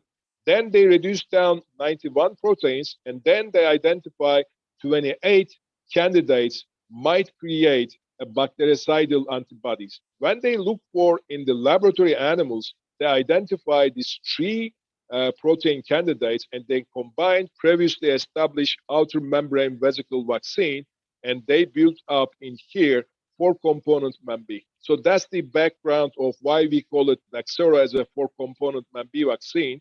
And well, one of the benefits of using reverse vaccinology and containing 4 antigenic components in here, its multiple antigens may provide synergistic killing and improve strain coverage. Because we know that there are multiple strains exist in Mambi, and providing this synergistic killing might improve the strain coverage. So, in a nutshell, the safety profile, first, this is the most important part of any newly established vaccine. It was evaluated in studies for 17 studies for more than 10,000 individuals, aged more than 2 months, and it includes also 10 randomized controlled trials it established. And after that, the safety profile evaluated, and I saw one of the questions, it's highlighted whether this vaccine could be used with any other vaccine. Yes, it's evaluated for both infants and children, and also adolescents as well, and adults. You can see the very common adverse events is most of them is in the infants and children, fever, and some swelling and irritability. And after seeing a more real-world data, I will share the other results. In adults, I would like to tell you it caused a little bit higher pain, because we vaccinated ourselves. It creates an injection site pain is the most frequent one. And in this particular slide, I would like to highlight one important factor. Most of the previous meningococcal vaccines, when they got registered, it requires 5 to 10 years to accumulate real-world evidence. Mostly they got registered with across all the world with using immunogenicity results. And then it started to accumulate real-world evidence in each different countries. But for component meningococcal B vaccine, we were luckier because this vaccine has been evaluated in different settings, including university outbreak settings and regional and national immunization programs. As I tried to capture, it's first approved in 2013, and in 2015, United Kingdom decided to include in national immunization program, September 2015, and then it started immediately accumulating data. And in the next slides, I would like to highlight the results coming from United Kingdom. Well, just after the introduction, after spending 3 years in the introduction, we observed 75% reduction from the predicted number of cases and the observed number of cases. So, and also we see each year since the program was implemented, more birth cohorts have been protected and number of cases has declined, 75%. This is the first time that we receive a clear real-world evidence supporting for component Mambi vaccine coming from UK and Ireland. And this is the summary. For me, this is important, and I definitely echo what Dr. Raja highlighted, because, I mean, most important thing is the communication of immunization program for the parents, for the individuals who's going to be protected. And in UK, they done it successfully, and they created an 88% high coverage just after the introduction. And they have prevented, basically they calculated this and it's just published, they have prevented 1 IMD cases every 4 days, just because of this inclusion in the year between 2015 and 2018. And they faced 75% or reduction as a vaccine impact, and they saw that sustained protection for at least 2 years after the 12-month booster happens. And so far, they established at that time 3 million doses administered, and the safety profile for component Mambivaxy in real world, it was definitely consistent with the clinical trial data. And for me, this is the most important slide related to for component Mambi, because it represents a diverse real world evidence represented and supported for component Mambivaxy. As I try to capture, it's tryout in infant NIP program, and it represented 75% vaccine impact. And also Italy, 2 regions called Tuscany and Veneto, they included in the infant national immunization program as well. And in this case, they achieved 90% vaccine effectiveness. In Portugal, they try for component Mambivaxine in endemic setting, and they achieved 79% vaccine effectiveness. In Australia, South Australia state, they use a statewide study, one of a kind, and they see 71% vaccine impact happens due to for component Mambivaxine. And in Quebec, it's really interesting. They use in the outbreak control setting Mambi and against Mambi-related invasive meningococcal disease, and they controlled by reducing 96% of the disease incidence in that particular region. So for me, this is the summary slides. I would like to highlight that. For component Mambi is currently approved more than 45 countries. It's already included in 9 national immunization programs. And it's also more than 50 million doses have been distributed. And 17 health organizations, including JCVI and ATAGI and SPIM, they are recommending Mambivaxine. This is the currently available label in Saudi Arabia, approved label. It starts from 2 months and above. You can use it. Of course, it might seem a little bit complicated, but if I can guide you with the help of laser pointer, in infants, 2 months to 5 months, you can use either 2+1 or 3+1 schedule. And in here, booster recommended, as you can see. And infants starting from 6 months and 11 months, between 11 months, 2+1 required. Children 2 years to 10 years, or adolescents and adults, 2 doses required, and booster dose recommendation hasn't been evaluated yet. But we have follow-up studies among adolescents and also earlier ages. It shows that up to 7.5 years, it provides really impactful immunogenicity results. This is the latest update for component Mambi part. So this is my last slide, and I would like to thank you, Teşekkür ederim, and also Shukran for your attention. And I try to be really punctual about the timing. And if you need any more information about label or any adverse event, please consult our Saudi representatives in GlaxoSmithKline, based in multiple cities. And thank you very much for your attention. Thank you. Thank you so much, Dr. Serdar. That was a very interesting presentation, and I really enjoyed it myself. And I think it was quite comprehensive and enlightening for all of the audience. So because of the sake of the time, we have only 2 minutes, but we will have another extension of 5 minutes. So we'll have 7 minutes, just to get the answer for a couple of questions, in fact, that I have received from the audience. The first one is for Dr. Wael. Dr. Wael, are you with us? Dr. Wael? Okay. We'll go for the next question for Dr. Raja. Dr. Raja, there is a question says, going back to the history of having the 52 cases in Jazan for meningitis between the years 2014 and 2017, it highlighted that there is a missing part, which is related to the underreporting. What is the lessons that we have learned out of this in terms of correction action to be taken? Assalamu alaikum wa rahmatullahi wa barakatuh. As we know, for all reportable disease, there is an area for underreporting. And we know, especially for the rare disease and sporadic cases. I think our system is not integrated. And as we know, our system before the era of transformation, we have Minister of Higher Education, we have Minister of Health, and all of these fragmented effort.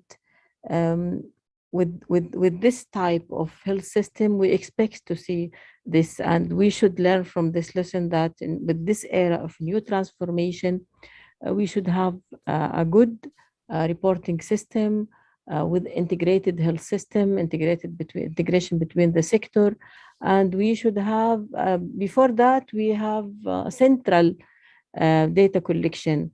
As we all know that the Ministry of Health in Riyadh is the only one place to report all the cases. Now with clustering of the health care services, I think we should put this issue in the priority to ensure that we will report all the cases to apply the preventive measure for the population. And the benefit of this cluster that we have an indicator and KPI that help the cluster to, for example, evaluate their performance. And I think this healthcare transformation, if we can make a good lesson, and we can translate this lesson into practice, we can overcome all of these issues in the previous health system. Okay, thank you, Dr. Raja. But as long as the mic with you, so there is another question for you. So the question is, does the COVID pandemic affect the prevalence of invasive meningococcal disease? If there is any correlations in the increase of the incidence or the increase of susceptibility of the community towards this kind of disease during the pandemic? So actually, I don't have data, but if you think together, there is two ways of thinking. If we think that the whole population use mask and strict to the preventive measure, this is from one side will reduce the exposure. From the other side, those patients with COVID-19 and admission to the hospital could increase. But as long as we know that this disease is rare here and we have a vaccine, I think it has positive effect that reduce the cases of. This is not based on evidence. This is my explanation for the situation during COVID-19 pandemic. Okay, thank you, Dr. Raja. Dr. Weil is with us or not? Dr. Weil? If Dr. Weil is not there, so I'll just forward the question to Dr. Sardar. In spite of having all the data and the compelling evidence that we have, we're approaching a pandemic of MenB. Hello? Hello? Yes, can you hear me now?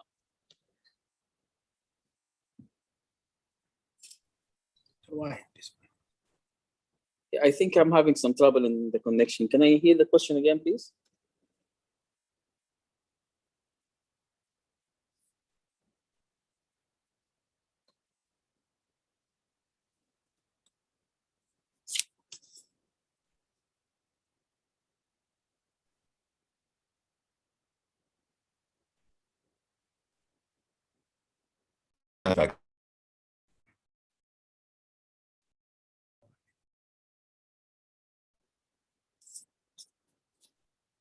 Hello, Dr. Ashraf, can you hear me now?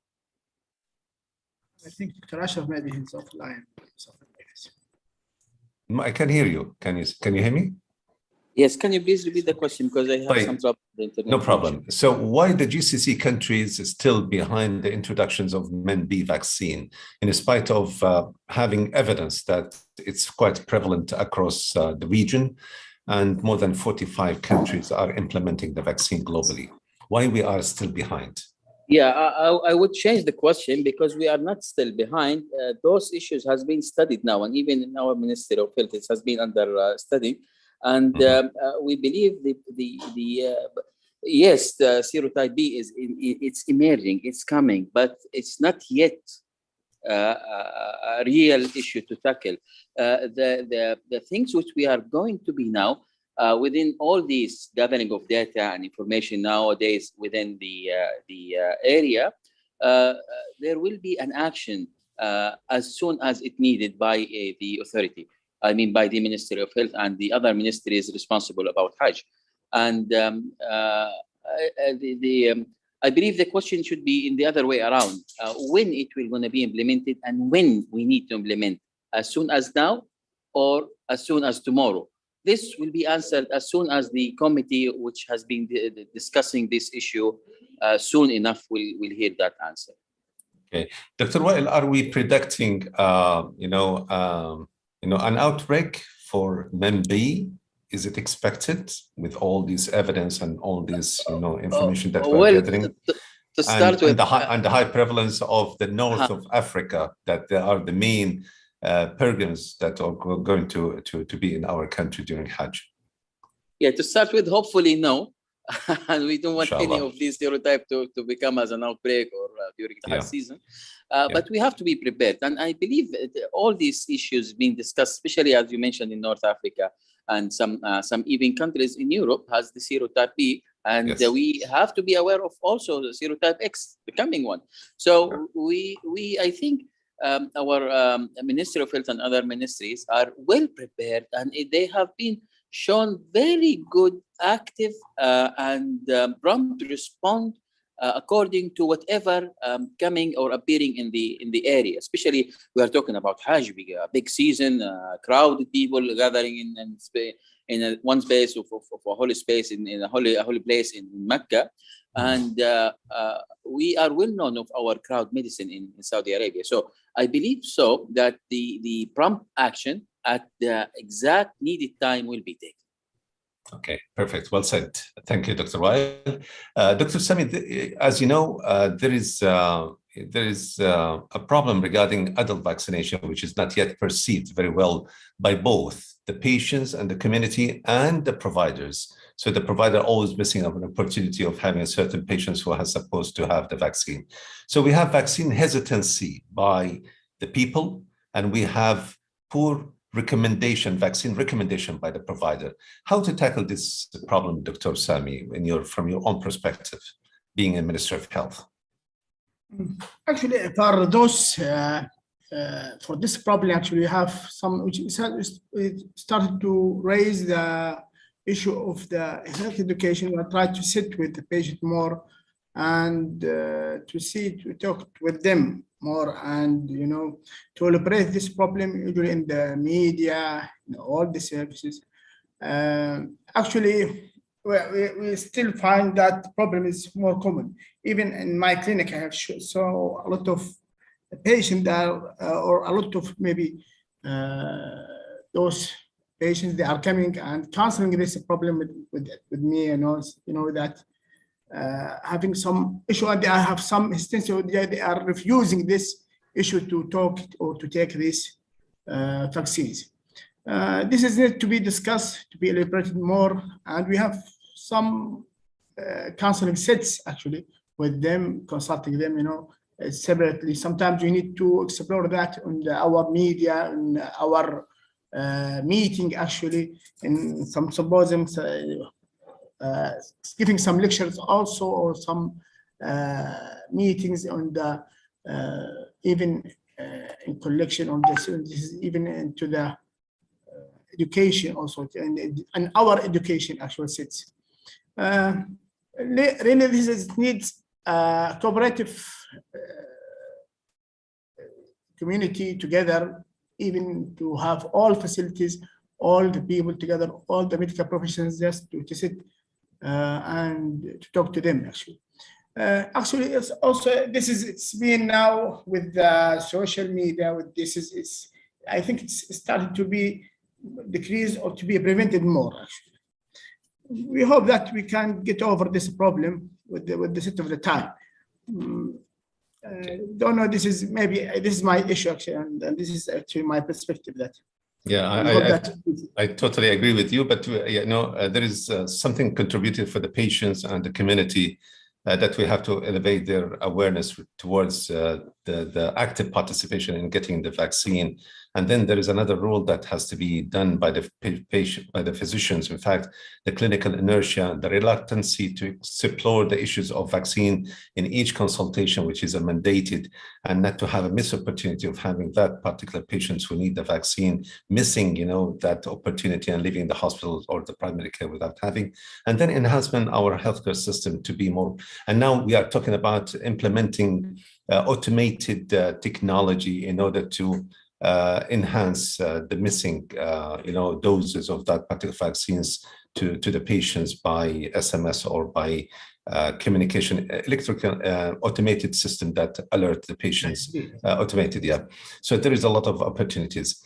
Dr. Sardar, there is a question for you. Chemoprophylaxis role during Hajj while we are using ciprofloxacin.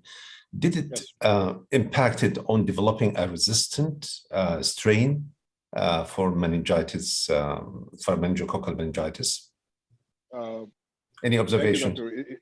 Exactly. There are multiple publications. It's linked and postulated with the increasing antimicrobial resistance. But on the other hand, I have to defend for using of chemoprophylaxis because at that time it was the only option, especially for Hajj and Umrah pilgrims visiting coming from countries in the meningitis belt and the others. And if you don't have any tool in your hand against Man-X or Man-B at that time, of course, it's the right thing to do. But on the other hand, it's definitely postulated in multiple studies for increasing numbers of antimicrobial resistance patterns.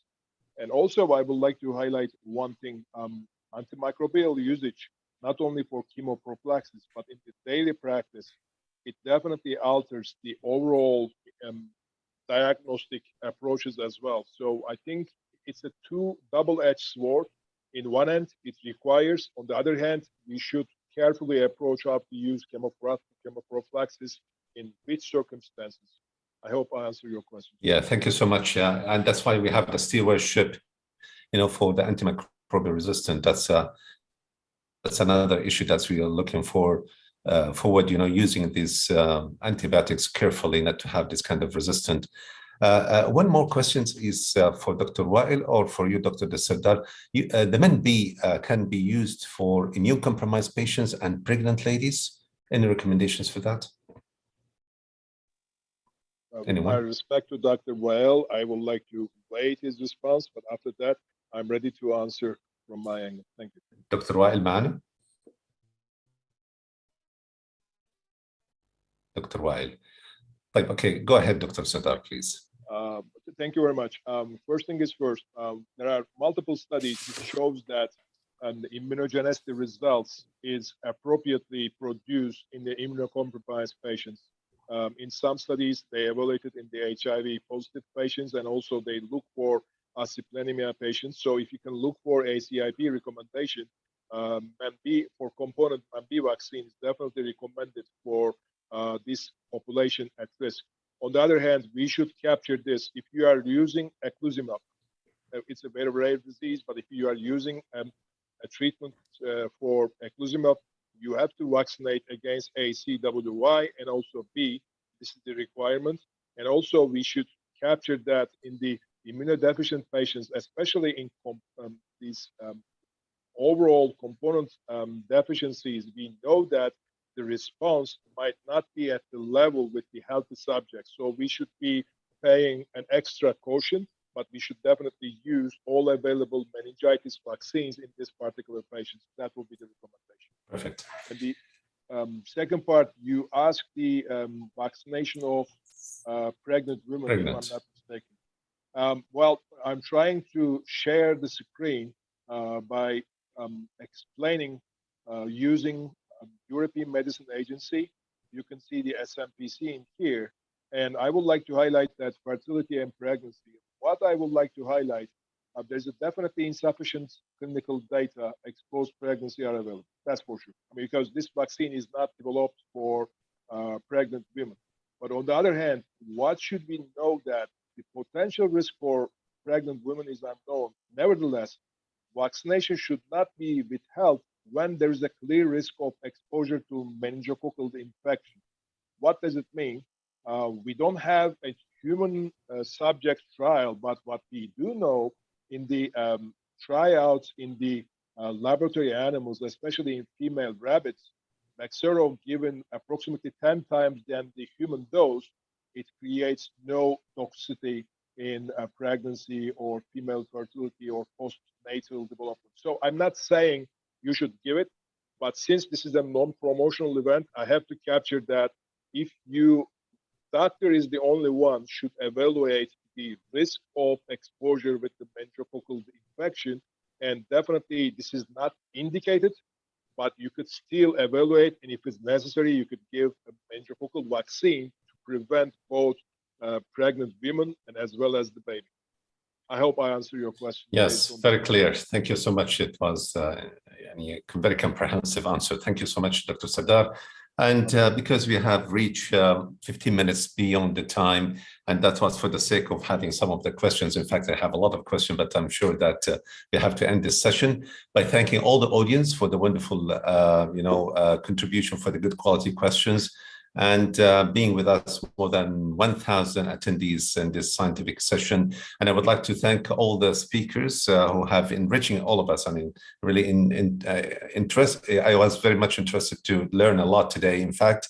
So thank you so much, Dr. Wael Bajahmoum, Dr. Raja Raddadi, Dr. Sami Eid for representing the Saudi Society for Family and Community Medicine, Dr. Sardar for your wonderful contributions and highlighting all the issues regarding the Mambivaxy vaccine. So ladies and gentlemen, on your behalf, I would like to thank GSK for giving us this wonderful opportunity to be together.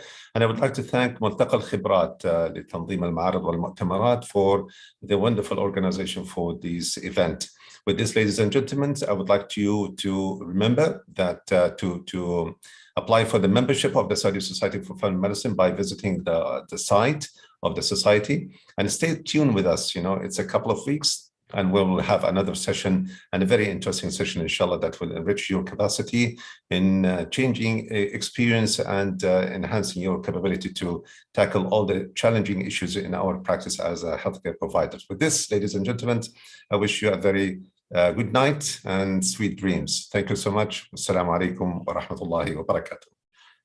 Wa alaikum assalam wa rahmatullahi wa barakatuh. Alaikum al-afiyah. Shukran jazeelan. Wow. Thank you, Sir Darby.